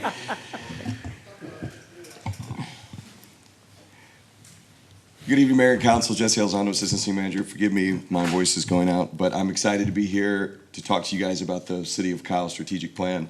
Just for anyone watching who may not know, the strategic plan is our comprehensive document that articulates the city's mission, vision, and strategic goals. We truly believe, for multiple reasons, that this document, the way that it's structured and the way that it's put together, will really position Kyle as a leading city in the state of Texas for many reasons, and also be a shining example for Kyle nationwide. And one of the reasons is because it was developed at every level of the organization. In February, City Council had a visioning workshop where they worked over multiple days to really set the vision of the city from a policy standpoint, set 5 major strategic focus areas for the direction of the city to go in. After that, in March, executive staff got together and took those strategic focus areas and developed 30 high-level strategic goals out of those strategic focus areas. And then, after that, worked with all the departments and divisions to come up with 66 practical action items that fit under those strategic goals. So you have the vision of the city created by council and the strategic focus and the direction from a policy standpoint, and then those strategic outcomes, those strategic goals, backed up by some practical action items under each one. After that, you can have as many action items and strategic goals as you want, but unless you're tracking them and benchmarking them with data, how do you know that they're getting done? And so out of that came 30 high-level key performance indicators that back up all of that data. That this is where the performance metrics and the KPI software comes in that we talked about earlier that Marco gave a presentation on. And at the end of this budget year and into the next budget year with that software, we'll be working with the departments and divisions to develop hundreds of performance metrics in every single department and division that really break down exactly what those departments are doing all the way down to the actual data that's being put in. I just want to mention before we move on that this is a draft of the strategic plan, so we're not asking for any action tonight. It's really for council feedback and evaluation. Each one of you has a copy of the draft strategic plan in front of you. I know it's very difficult in these situations to see it and then immediately give feedback. So over the next coming days, weeks, before we bring this back, we'll take feedback from council, anything that you guys have or thoughts on it, and then we'll bring back an actual item for approval for the official strategic plan. This here just outlines the process that we were talking about, and this is what makes our strategic plan very unique. You have the vision and focus from council, as you can see at the top there, that rolls into those strategic outcomes and practical action items from staff. After that, you have the KPIs that are data tracked and benchmarked that roll into the performance metrics that go all the way to the very data of the city. So it is not overreaching to say that every road that we lay and every sidewalk we build and every phone call we take and every keystroke that is made by staff is connected all the way up to the strategic focus set by council and the vision of the entire city, so that everybody that's in this chain from every level of the organization is driving toward the exact same thing. And that's what makes this document so powerful. I have a couple examples just of how this works. I'll just use one for the sake of time. But this is a page from our strategic plan. One of those high-level 5 strategic focus buckets from council is an excellent and accountable city government. That's one of the 5 set by council. You can see what they wrote underneath that strategic focus area. One of the, it's very small, one of the strategic goals was to, I cannot read that. The one that's highlighted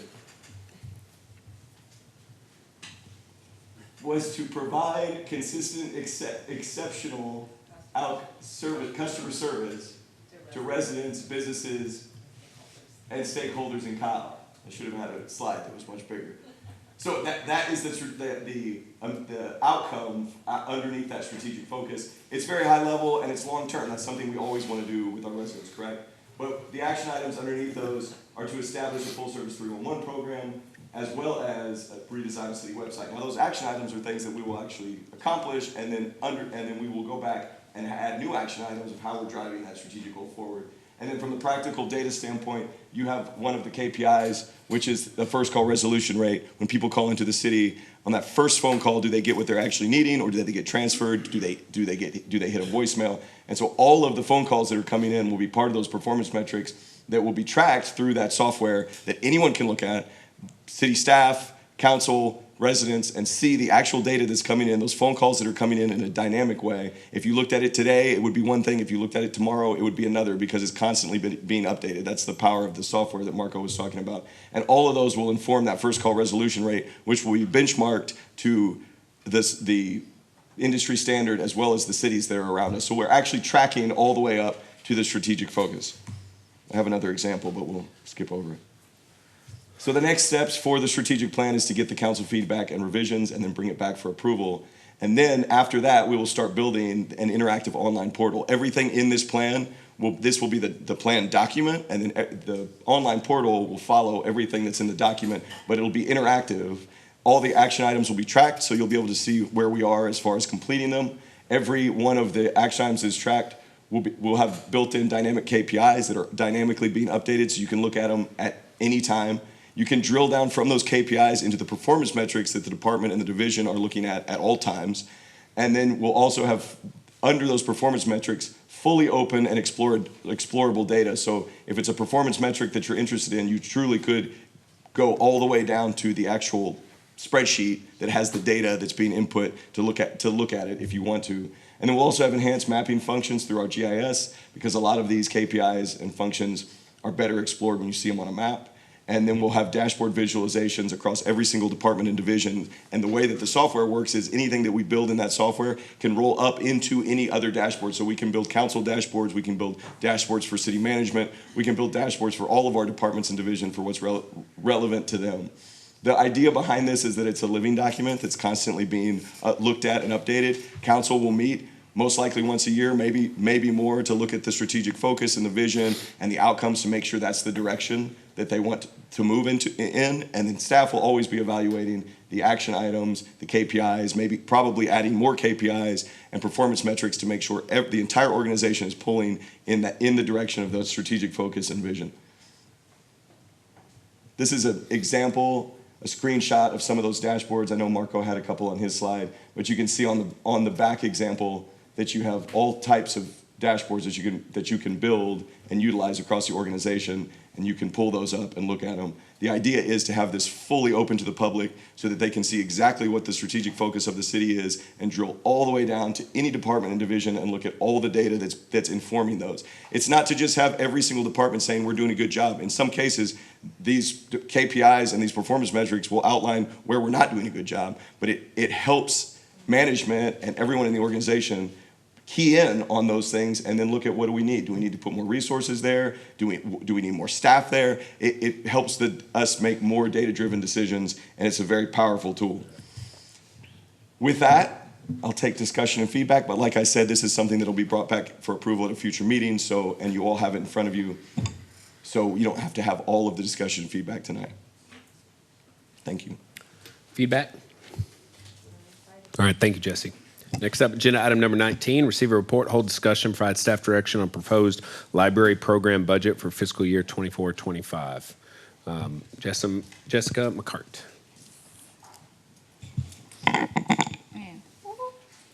Is this touchscreen?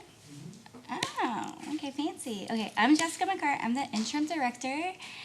Good night, evening. And I talk a lot, but I'm gonna try not to, okay? Okay. I wanted to give y'all kind of a look at our current organizational chart. And if you notice, we're very heavy with the library assistants. And so this is just something to keep in mind, that our library assistants are doing a little bit of everything: cataloging, programming, working the circ desk. So just keep this in mind, because I'm gonna come back to it in a little bit. Some of our successes this past year were we were able to implement a tiny art program for school-aged children, and that gave us all the feel goods. And we were able to partner with AARP to offer space for a free tax aid program. And we are now being used as a polling site. And so that should alleviate some traffic here on election day. And we now have an outreach librarian, and we started a teen volunteer program. Oops, wrong button. There you go. These are our current programs. We do a lot of story times. We have Spanish classes. We'll do daycare visits, other outreach things, Lego Lab, Teen Anime Club, Gamers Club, Adult Book Club, Pokemon Club, which is very popular, and Handcrafting Hour. I just highlighted some and didn't want to include everything. Oh Lord, what am I doing? Okay, there we go. Library by the numbers. So if you look, our collection has increased from fiscal year 23 from 22 by 34%. A lot of this is going to be e-content. Something to keep in mind is we try to maintain accreditation status with the state of Texas. And for the state of Texas, they want us to have one item per one person that we are serving. We are good there. And then if we look at our circulation numbers, if you look at the digital circulation numbers for circulation of all ages electronic materials, it increased by 67%. When we look at our vendors and we look at the services we provide, like Hoopla and Libby, most of our content is going to be e-audiobooks because we are a commuter city. So I just wanted to point that out because we're going to come back to that. Ooh, I feel like I am going fast. I'm kind of proud. If you look at our programming numbers have increased from 22 to 23 by about 100 programs, but the attendance has increased by 39%. The one thing I do want to point out is our early childhood programming. We offered 313 programs in fiscal year 23, as opposed to 286 in 22, but the number of people attending those programs increased significantly by 75%. So we didn't increase that many programs, but the people attending definitely were having a lot more people coming to those programs. So these are our current challenges. We charge late fines, and this affects our overall relationship with the public and discourages patrons from using the library. And our collection just needs to be refreshed and enhanced, but the current budget only allows us to maintain status quo. And we need to build an outreach collection because we are expected to get a bookmobile that the Friends are donating to us at the beginning of 2025, but we do not have an outreach collection for that yet. And we need to have more funds go into the digital collection to meet that huge increase. And we need to update our print release station and the point of sale system. And we have to redo the library's organizational chart to be more adaptable to the growth of Kyle. These are quick budget highlights just to show where we're at today and what we are proposing for 24-25. And then the next slide will go into a little bit more detail. And these are going to be my 5 asks. I want to update the library fine and fee schedule, increase the budget for the collection, restructure the library department, update the point of sale system and print release station, and update the library's strategic plan. The restructure of the library department, that is going to be a net increase of 1 full-time employee, but with the restructure, we're going to be reclassifying positions within the department. So the first one is we want to eradicate late fines, fax fees, the guest computer pass, and implement a $20 out-of-county fee for individuals outside of Hays County who want a library card. Libraries around the nation are going to fine free, so it basically just betters our relationship with the public, and it prevents people from having shame when they return late items. And it encourages people to bring their items back to us. Eradicating fax fees, we send faxes through an internet connection, not through a phone line, so we no longer need this fee. And then a guest computer pass fee, this just is counterproductive to providing equitable internet access to all library patrons, and we're also the only one that has this fee compared to our benchmark cities. And then that $20 out-of-county fee would be for individuals out of Hays County. Currently, anyone in the state of Texas can get a library card with us for free, and we're wanting to change that. So in lieu of paying property taxes and other city fees, libraries will offer non-residents an opportunity to get a library card by paying a fee. And it says out of the benchmark cities, Kyle and Round Rock are the only cities who don't charge a non-resident fee. And that was before I made this presentation, but then last week, Round Rock announced that they are now charging a non-resident fee, so we would be the only one not charging a non-resident fee. And then we want to extend free library cards to Hays County residents, because historically we receive funds from Hays County, and all libraries in Hays County allow patrons to get a library card with them that live in Hays County. There we go, that made sense in my head. This is how we compare to surrounding cities. If you look, our benchmark cities, we are the only ones that are still charging late fees for books and movies, libraries, we're the only ones that charge a computer guest pass. And then right now, we would be the only ones charging an out-of-resident fee. Round Rocks will be $120 that they would be charging their out-of-residents. My budget request number 2 is that we increase our library book line item from $55,000 to $100,000. It has not seen an increase. You can see that back in '22 we had $51,000 towards that, and right now we're at $55,000. So our budget just doesn't reflect the growth of Kyle, and right now we're not able to weed and refresh the collection properly because, like I said, we try to maintain enough books for the residents, and so we try to maintain at least one book on the shelves or one item on the shelves per person. And usually when libraries go fine free, they naturally just see a circulation in books, and so this means that books are getting checked out more, which means they need to be replaced more often. And we're also going to be getting a bookmobile, so we need to build that collection. And I want to increase the digital book collection because right now we have $30,000 to our digital collection. I want to increase it to $100,000. We saw a significant increase, as stated before, with our adults, especially with 27,000 items circulating. The current average wait period for our digital collection is a month, and that's an average. We have items that will say you have to wait several months. And I just wanted to kind of show a comparison of what a digital item would cost compared to a physical item. So e-books, e-audiobooks, they're going to be significantly more expensive. It's a convenience thing. And there is also that possibility that your physical item can get damaged and you have to replace it, as opposed to a digital item. It's not going to get damaged. It's going to be removed off of someone's account when they're done, and it would be passed on to the next person who wants it. So just e-content is just significantly more expensive than physical items. So the cool thing about public libraries is that we love data, and the state requires it. So I was able to pull data from our benchmark cities pretty easily to show how we compare to our benchmark cities when it comes to our collection. And we are in red, and this is from fiscal year 22, because we don't have access to the most recent, would be the 23 data.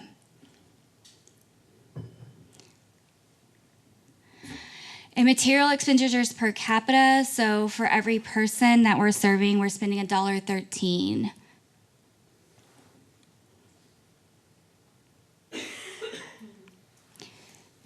With these increases that I'm proposing, it would bring our collection budget up to $211,000, and this would then look like this compared to other benchmark cities, which means we would be heading in the right direction. And then per capita, it would look like this. This is an estimation. This state library does give us an estimation tool that we're able to use.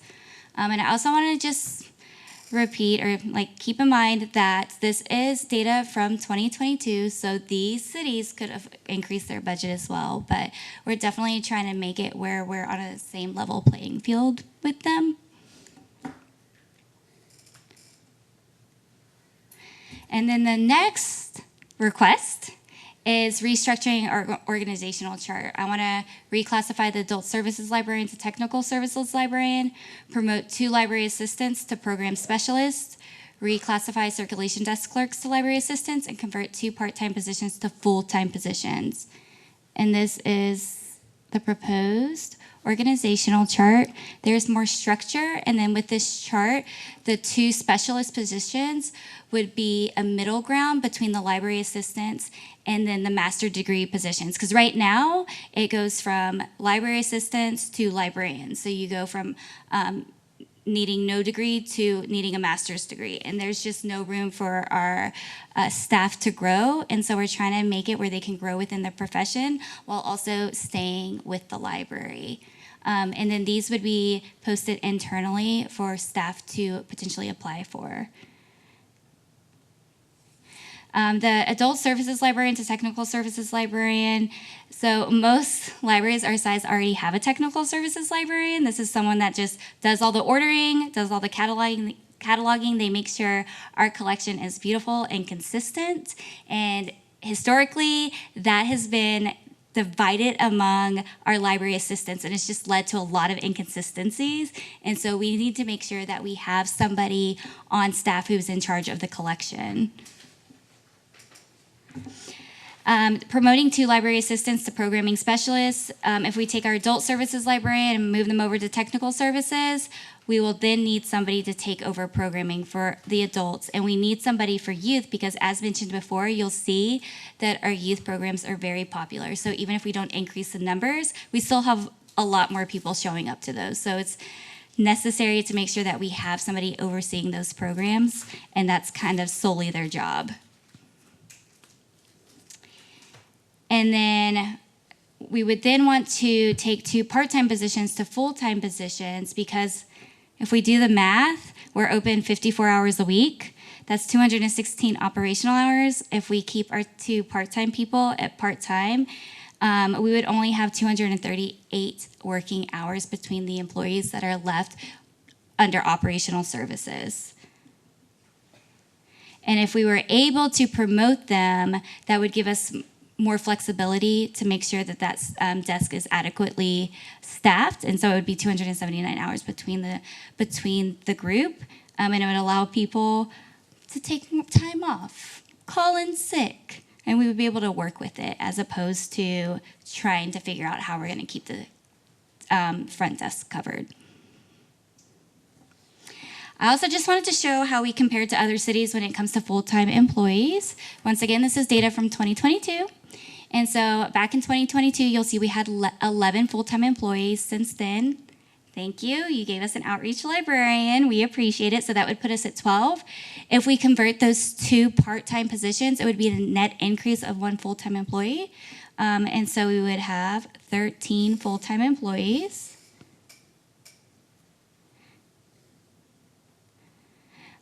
This is a number that we don't want us to be high. We want us to be a little lower because this is 1 full-time person serving a population size. So we have 1 full-time staff serving a population of 5,851. We're getting closer to our surrounding and benchmark cities. We're not quite there, but we would be heading in the right direction. Like every other department, we're just having a difficult time keeping up with the growth. And then my 4th budget request is we just need to update that point of sale system in the print release station. Our print release station is outdated. We release the prints and collect payment. Libraries usually do not operate like this. They usually have a kiosk. And right now, staff have to constantly go and take payment and release prints, and it's just not efficient. And it's about, we can do this better. And then our point of sale system is also outdated. We have a cash register that is not connected to our library operating system. So it takes us twice as long to collect any fines, fees, or payment because we have to collect it with a cash register and then go back to a computer to clear out accounts. What? Wrong button. And then we're asking to update our strategic plan and do so through a consulting firm. So we need to have a master plan on file for accreditation purposes, and that's going to be expiring in 2026, so we have to update it anyways. And going through a consulting firm is just more fiscally responsible because it just takes a lot of time and effort to do a needs assessment and to really pinpoint where we need to grow and trying to figure out which populations we are not serving adequately. Wait, did I do it? I did. Questions, comments? Can you go back to the last This one. screen? How long will it take to get this master plan done for the library? I am not sure because I have not done one. I've been part of one, but I have not done it all the way through. I know the last one we did, the staff did it themselves, and they were able to complete it themselves in the within a year. But I'm hoping if we go through a consulting firm, they basically, the ones I've spoke to, they give you all the tools you need. So it's like, here's the guide, here's the steps you need to take. So we're hoping we can get it done pretty efficiently. Yeah. but I don't have a direct timeline. So you don't for have an you. idea of the needs assessment for the library? Who are we not serving? Who could we be serving? We have a general idea just based on The demand past or- surveys, Uh-huh. based on past surveys, and just based on hearsay what we hear.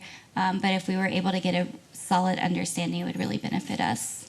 My experience is it's about 6 to 9 months to do something like that, maybe a little bit longer. And the reason is you have a lot of public outreach and you have a lot of public meetings and discussions like that to get from the library patrons a better idea of the types of things that you're looking to do and the things that they're wanting out of the system. I wish we would have thought about that a long time ago, Yeah. especially coming to budget and what we are trying to do. Because I was on the library board, just real briefly, I was on the library board panel for the commissions. And then I remember the former librarian saying that when they had their new committee on board, that they were going to look at doing this. But I guess you want to basically look at getting a consultant to make sure that we're following also the laws that are, the state laws that are requiring some of the libraries to be up to date on specific periodicals. And as well. also, it just takes a lot of time, and if we just don't have the staffing to do it. We just want to make sure that we do it adequately and do a job that is actually something we can look to guide us, as opposed to just trying to get it done just for accreditation. Yep, thank you. Any other questions, comments? All right, thank you. Thank you. All right, next up, agenda item number 20, receive a report, hold discussion, provide staff direction on the proposed customer service plan, including 311 program for fiscal year 24-25. He's back. All right, I'll give you guys the truncated version of this. Good evening. Tonight we'll be talking about the Administrative Services proposed budget for fiscal year 2025. The Administrative Services Department is a brand new department of the city. It is taking in some new divisions like Customer Service 311, but also rolling in some other divisions from other departments, for instance, purchasing, human resources, payroll, municipal court, utility billing. There's, across all of these different departments, this department and these divisions, there's some cost allocation funding. And really, if you look at these departments, the goal of these departments is to set the standard for the city. Of course, all of our departments want a high customer service standard, but if you look across all of these departments and divisions, they have an incredible amount of external customer service to our citizens and also an incredible amount of internal customer service throughout the entire city. So this department really we see as setting the standard for both our internal and external customer service. I will not go through this entire slide. I just wanted to give an example of what these different departments and divisions are focused on. Really, as an overview, it's looking at our policies and procedures and making sure that they are up to date and being administered correctly. We're looking at using technology in our IT department, which we're centralizing a lot of those functions in our IT to automate a lot of processes, which we're seeing across all these departments and divisions free up a lot of time of manual processes that are really being utilized across all of these. And the reason that's important is because if these manual processes continue, then eventually staff comes and asks for more staff. And when we can come in and use technology to automate a lot of these processes, we can free up that time for those employees, and those asks don't come through as often. Our municipal court and utility billing are working on several large projects. Human resources will be brought for a council presentation on June 4th or 8th, so I won't touch on those. Purchasing is a brand new department, a division that has been incredibly successful in automating many operations and utilizing our systems and our workflows in a much easier and better way. They've uniformed a lot of our policies and procedures like our contracts and our RFPs and RFQs that are going out.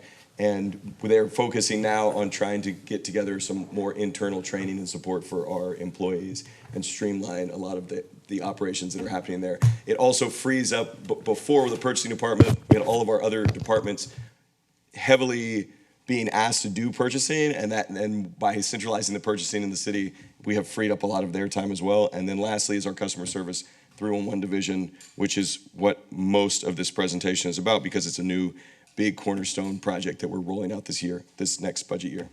I wanted to talk about a little bit of cost containment because this is something we always look at when we're evaluating the department, the division, the operations. Our first major cost containment comes out of our utility billing department when in January we looked at some of the operations there and the consistency of how we're doing some of those operations, and realized that we were not collecting the full amount of revenue that we should have been. And so we've tweaked those operations and procedures to the tune of roughly $2.5 million per year in revenue being collected into the water wastewater fund. That was revenue that was leaking out of the water wastewater fund. And then we also, with Customer Service 311, as we're evaluating the efficiencies with technology and centralizing all of those functions across the entire city, we've identified roughly $518,000 in hard cost savings that's actual money that can be spent somewhere else. And then an additional $290 in cost avoidance, and that's the freeing up of certain functions that can be utilized somewhere else in the city. So that money is still being spent, but it's being spent in ways that we're going to be asked for in the future that now no longer need to. I have to say that from our purchasing department, we've increased the legal compliance and the internal customer service, as well as the uniformity and efficiency of what we're doing from competitive bidding. And I have to give a shout out to our municipal court, because I feel like they don't always get it. They did a 421 warrants cleared during their, and almost $35,000 in revenue cleared during their warrant amnesty program. But as a whole, we do these customer service satisfaction surveys, and the last customer service satisfaction survey we received, the court was had the highest satisfaction rating of all of our departments and divisions, which is shocking when you think that it's a division that everyone's coming to mostly angry. So what they provide as a service and their external customer service to our citizens was clearly shown in that survey, and it's incredible what they do on a daily basis. We'll jump into the Customer Service 301, and I have several slides on this, but most of it's covered in this one slide. This is an unofficial logo. Somewhere our communications team is furious that I put this up here, because they are working on the marketing, the logo, and the branding of all of our 301, but I had to put something up here. So this is an unofficial logo for our 301. I was going to say Kyle's in the wrong place. It's just for the presentation. It's just for the presentation. I don't know what you're talking about, Mayor. But for 301, this is a non-emergency number for the city. And the way that I always describe it to citizens when they ask about it is, since from the time you were a little kid, you were told if you have an emergency, everybody knows you dial 911. But when you get older and you need to interact with the city, you have no idea what number to dial. We have a tremendous amount of numbers on it. We have over 85 phone numbers on to sort through on our website. We have departments and divisions that do things, a tremendous amount of different things across the city, and we ask our citizens to get on our website and diagnose exactly who they're supposed to call and to get a resolution. And many times, I don't even have to say this, but everyone knows when you call, you either get transferred 2 or 3 times or you hit a voicemail. It's very difficult to know who to get. And then when you finally do get someone and they help you, the resolution is always kind of a question mark. Is it going to get done? Is it not? There's no way to see it. There's no way to track it. So what I tell people is 911 is the number everyone knows growing up if you need an emergency. 311 is for everything else, every other non-emergency for the city. So it's 2 numbers that you have to remember. And when you call that 311 is connected and integrated through everything that we do in the city. So you get a live person that can tell you exactly what you need if you're just asking for basic knowledge, or they can submit a service request for any single department from that one phone call. And then that service request you can track. We'll have an online portal that you can do it anonymously, but you can have an online portal where you can track exactly what's happening with that service request, where it's at in its stage. And we also give our citizens service level agreements, which is us telling them for this specific service request, it should take X amount of time for the city to complete it. So when I put in a pothole request, I know it should take about whatever it is set, 24 hours, 8 hours, 12 hours, whatever it is. And there's also communication from our customer service reps to the citizens on each service request. So if something did happen, for some reason, that pothole is going to take longer, we can communicate that to them. So it really increases the engagement from our citizens. On the city side, all of that data that's coming in, all of those phone calls, all of those service requests, all of the tracking of the SLAs, it's all captured within the CRM system, and then that will be thrown into our performance metrics, which we talked about a little while ago. And so all of that can be tracked. And again, it may not all be pretty, but it allows us to look and see exactly where we need to focus to get better levels of service for our citizens. The rest of this is kind of everything I just said in that recap. You can see that before but I had this picture one time of this just spaghetti. It was a county phone line, and it was literally tracking where all the phone calls went, and it was just this spaghetti trap of all the different numbers that go around. And this one on the right is really how it works once you institute a 311. All your phone calls, your emails, your online portals, and your phone app, which we'll talk about in just a second, go to one number, one place, and that's the service requests are completely taken care of by our customer service reps, and all the data is captured on the back end for the city to be more efficient. Again, this is a lot of the same stuff. The value to citizens, one number to call, a comprehensive portal. The mobile access is actually very powerful. It mimics the online portal, and it's very easy to use, and you can take your phone with you. You can take pictures of service requests and send them in. You can communicate with the customer service reps over your phone. So anywhere you are, if you see a sign down, if you see a pothole, if you see something that you need a request for, you can take a picture with your phone and send it in, and then you can track it on your phone as far as where the city is in the process of taking care of it. It's very simple and easy to use.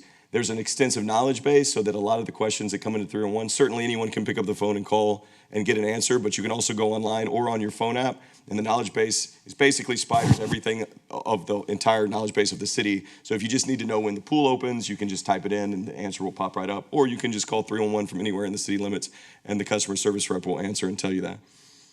Also, the different programs that we're demoing right now and looking at, they're future growth and tech capable. So anything that we want to do, including AI eventually, and things like that, they have that capability to grow as much as we want to with it. Again, on the back end, data collection for the city, integration with all of our service requests.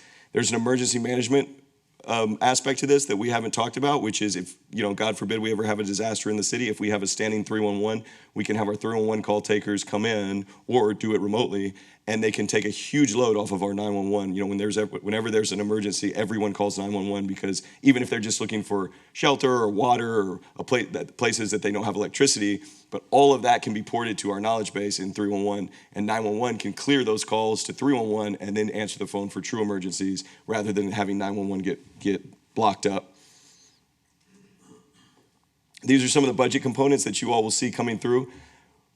Normally, we would have the actual prices for these, but these are all things that we're demoing and getting quotes for right now. But the big ticket items that you guys will see come through the budget process will be the CRM system, the customer relationship management system. That's the infrastructure, the back-end infrastructure of all of this.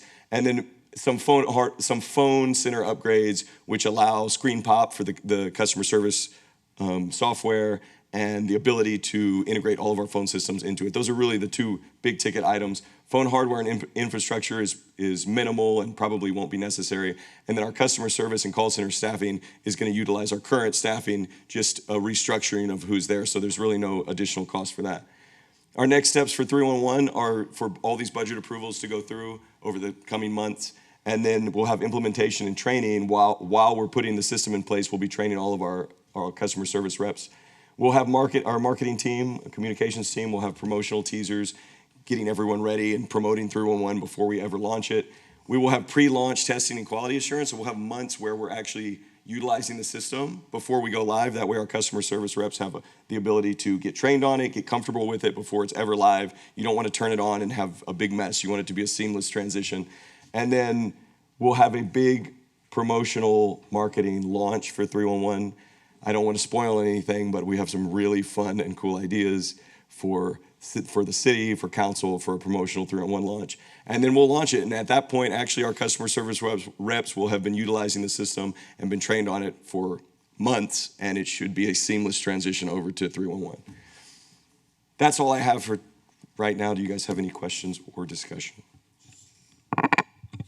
Mayor, I just want to say I'm looking forward to this program. I think it's going to be amazing, a one-stop shop. When people are trying to navigate the craziness of the city, sometimes it's tough. If you're trying to do permitting or anything else, I mean, just basic knowledge, I think 311's going to be an amazing program. I look forward to it being implemented. I just want to make sure that we're doing everything we can when we do the customer service side. Remember, it's customer service. Always treat people with a lot of respect and making sure we have some kind of a plan for that service where we remember who we're working for. Mm-hmm. That's the taxpayer. Mm-hmm. It'll be great. Will this be tied to our website? Yes, So there will be an entire online portal on our website that will have the entire 311 system on it. So I think you already mentioned about it, but what I would like to see is that we make good communication to the residents on how to use the portal, so they don't get lost in there, even to have YouTube videos already available for people to know exactly where to go.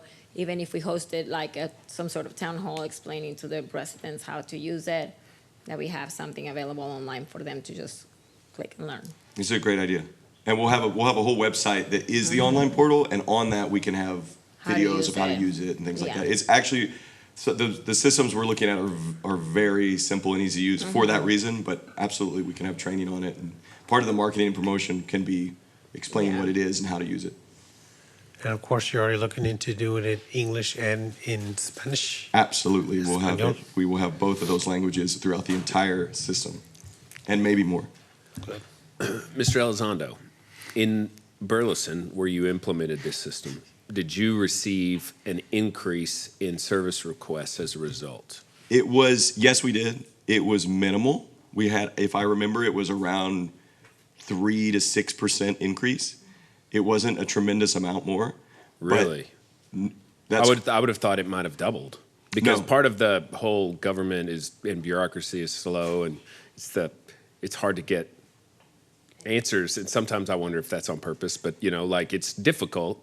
And so if you had the ability when you saw a pothole to take a picture and submit it and have it followed, as opposed to the long and drawn out process of trying to talk to someone at Public Works, I would think there'd be a lot more of those.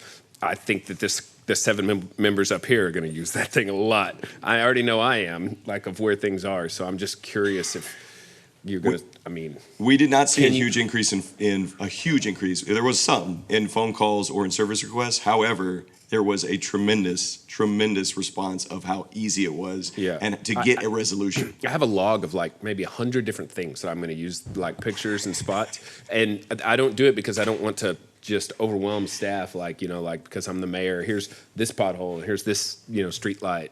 So I think it's a great program. I personally think that the service requests are going to double or triple or something along those lines. I would say one thing we saw too is on some requests we were getting, or some issues we were getting multiple requests.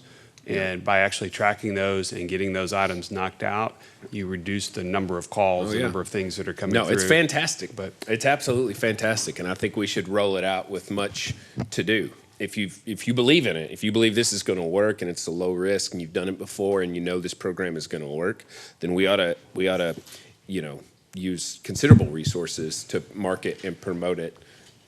Which obviously your logo is not it, but. We should really be. I think we should be aggressive on rolling this out, because not only is it important for the residents to understand, but it's something that can show them just what we're thinking about and the value we're trying to deliver. So, market early, market often. Once this program is ready to launch, it's my feedback. All right, thank you. Thank you. All right, last item: receive report, hold discussion, provide staff direction on the management of the city's fleet and fuel operations. Ms. Schmeitz, you stand between us and going home. No pressure. No pressure. And I was going to say, Mayor, shoot us your list of 100 things. Let's get it done. You think you want that. You don't. We do. Okay, fleet and fuel. So a little bit of background on our fleet and fuel program. We have a decentralized operation, which means that it doesn't live within one department. We own some light duty and police vehicles. We lease some, and then the purchase of new vehicles we pursue through a lease agreement with Enterprise. We own and purchase all of our heavy equipment and small engines. Access to immediate source of fuel became, to respond during inclement weather, became an issue for the city during the winter weather emergency in 2021, Winter Storm Uri. And so the city has grown to a point where it makes sense to comprehensively evaluate the fleet and fuel operations citywide. So our lease program involves a contract with Enterprise. We contracted with them in March of 2018 due to a necessity to quickly expand our fleet to meet the departmental needs and reduce the capital outlay necessary to increase and replace the existing fleet in a short amount of time. Prior to the lease, our fleet consisted of 42 vehicles. We averaged 3 vehicles purchases a year, and 43% of the fleet was over 10 years old. Growth with Enterprise was slow for the first few years due to production plant delays in the COVID-19 pandemic. As of October 6th of 2023, we have ordered 126 vehicles through our lease program, and we've received only 87. It's been challenging to receive the vehicles ordered in a timely fashion. So here's a listing of all of our vehicles. 97 we have on lease from Enterprise and where they live, and then 77 of the city vehicles are owned. We have a total of 174 vehicles. Here's a snapshot of our annual lease spending over the past 5 years. I'll walk through it in a minute. So in fiscal year 2023, we leased 74 vehicles and we spent $820,000 on those lease costs. The average cost to lease one vehicle is about $11,000 a year or $924 a month. Spending on leasing has increased significantly every year since engaging with Enterprise. You can see the numbers there, 2020, 126%. Vehicle replacement. We do not have a standard policy on how we replace our vehicles. Historically, this has been our practice. If we own them, each department considers their vehicles based on age, ongoing maintenance, and the ability to perform. Those that are deemed maintenance intensive or unable to perform the duties due to wear and tear, they're replaced, and then we auction them off. Right now, we have 33 vehicles that are 10 years old or over, and 28 vehicles have over 100,000 miles on them. Our lease program recommends replacing light-duty vehicles every 5 years or at 100,000 miles. So a little mini cost-benefit analysis on lease versus buy. According to our report from Enterprise completed in March, 92 of the city's vehicles need to be replaced based on age and term, which includes 41 leased and 51 owned. And so an average cost to purchase what would be an average vehicle for the city is $54,000. If we purchased all the owned vehicles that needed to be replaced, it would be $2.7 million. If we purchased all the leased vehicles that need to be replaced, the cost is $2.2 million. So total all-in purchase is about $5 million. Average lease cost per vehicle is $11,000 a year. If the city leased all replacement vehicles, the lease cost is $1.02 million. If there's value left, the leased vehicle is returned. A credit is provided based on Enterprise's market criteria. In some cases, there's no credit for the return. Enterprise recommends replacing light-duty vehicles every 5 years or at 100,000 miles. However, is that the right formula for us? Would we do it the same way if we purchased? We don't know. We don't have any data to base that decision on besides what Enterprise is telling us. While leasing saves a small amount of money at first, the savings is not sustained, we do not believe. The Enterprise agreement is an evergreen contract, and it's become progressively more expensive each year as we have grown in cost per unit, maintenance, and fuel.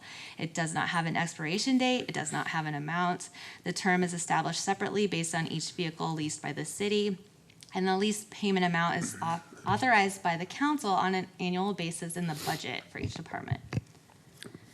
Here's a little bit about Those our are maintenance for our Several own. of the reasons why I voted against the Enterprise contract way back in the day.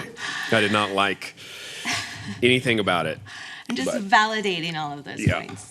You weren't here at the time. Our owned vehicles, they're handled by local repair shops. We do not have any service agreements in place. Shops are chosen for the work based on the speed of repair. Minor maintenance is performed by our department internal staff. Maintenance records are maintained by each individual department, and records are poor. Our total annual cost is just shy of $500,000. On the leased vehicles, we have a $44,000 annual contract through Enterprise to maintain our vehicles. Repair locations are chosen based on the availability and that they have to meet Enterprise's repair criteria. Here's some included services and not included services of that maintenance program. A mini cost-benefit analysis here on maintenance. Basically, our city-owned vehicles is about $500,000 a year. Enterprise maintenance program is $44,000 a year. Again, question to ask, do we need to have that robust of a maintenance program on new vehicles? They don't require as much maintenance, and do we know that that's really what's right for our fleet? We don't. The cost increases each year, and the contract does not provide ability for cost control. We must continue to maintain city-owned vehicles and our heavy equipment via local shops and manufacturers. Could we have a cost savings by having those maintenance services all in one location or all internally? We don't know that. Ability to prioritize vehicles based on need to return to service. So if we had that internally, we could make decisions ourselves about whether we wanted to, prepare a police patrol cruiser or something else. And then minor repair work performed by staff takes them away from their assigned and skilled responsibilities. Fuel, for all of our vehicles, we use Enterprise's lease program, the WEX fuel card system. Each vehicle is assigned a fuel card that is VIN specific. Every driver has a specific PIN assigned to purchase fuel. There's a limit of $150 for our light duty vehicles and for diesel and gas. And then Public Works is allowed to purchase up to $500 per transaction. All cards limit purchasing fuel to 3 transactions per day. Fuel can be purchased at any of the fueling station that accepts the WEX card, and 95% of the total fueling stations in the U.S. accept the card. Total fuel expenditures for the calendar year in 2023 was just over $500,000. A mini cost of benefit analysis here for fuel. Again, it was $500,000. We currently purchase fuel through the enterprise system. Cost increases every year, and the contract does not provide the ability to control cost increases. An in-house fuel facility and management would enable the city to take advantage of bulk rates and fuel purchases to save money. Immediate access to a fuel supply with an in-house fuel facility and management. Our risk would be significantly mitigated during emergency responses where fuel for vehicles, heavy equipment, small engines, and generators is critical, and we would have greater oversight over fuel purchasing and use. And here's a little bit of information about our heavy equipment and small engines. We have 210 pieces of heavy equipment. It is purchased, not leased. The total value is $8.5 million. Repair and maintenance is provided by specialized contractors. We have multiple small engines across all the departments. Our inventory is not well tracked across the departments. So summary, here's the takeaways. We have 77 owned vehicles valued at $3.5 million, 97 leased vehicles with an annual cost of $1.1 million, 210 pieces of heavy equipment valued at $8.5 million. Total value of the city's fleet is $13.1 million. Annual spend on fuel and maintenance is $1 million. Total annual spend for the city's fleet and fuel operations is $2 million. All of those millions of dollars, and we have a decentralized and limited oversight of fleet operations and spending. So we think that deserves more attention than what it's getting today.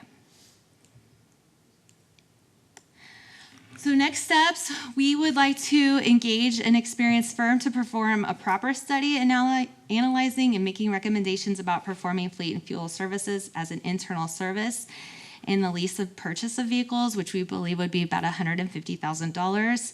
We'd like to hire a division manager of fleet and fuel at $138,000, include fringe benefits. We'd be asking for that in the budget request.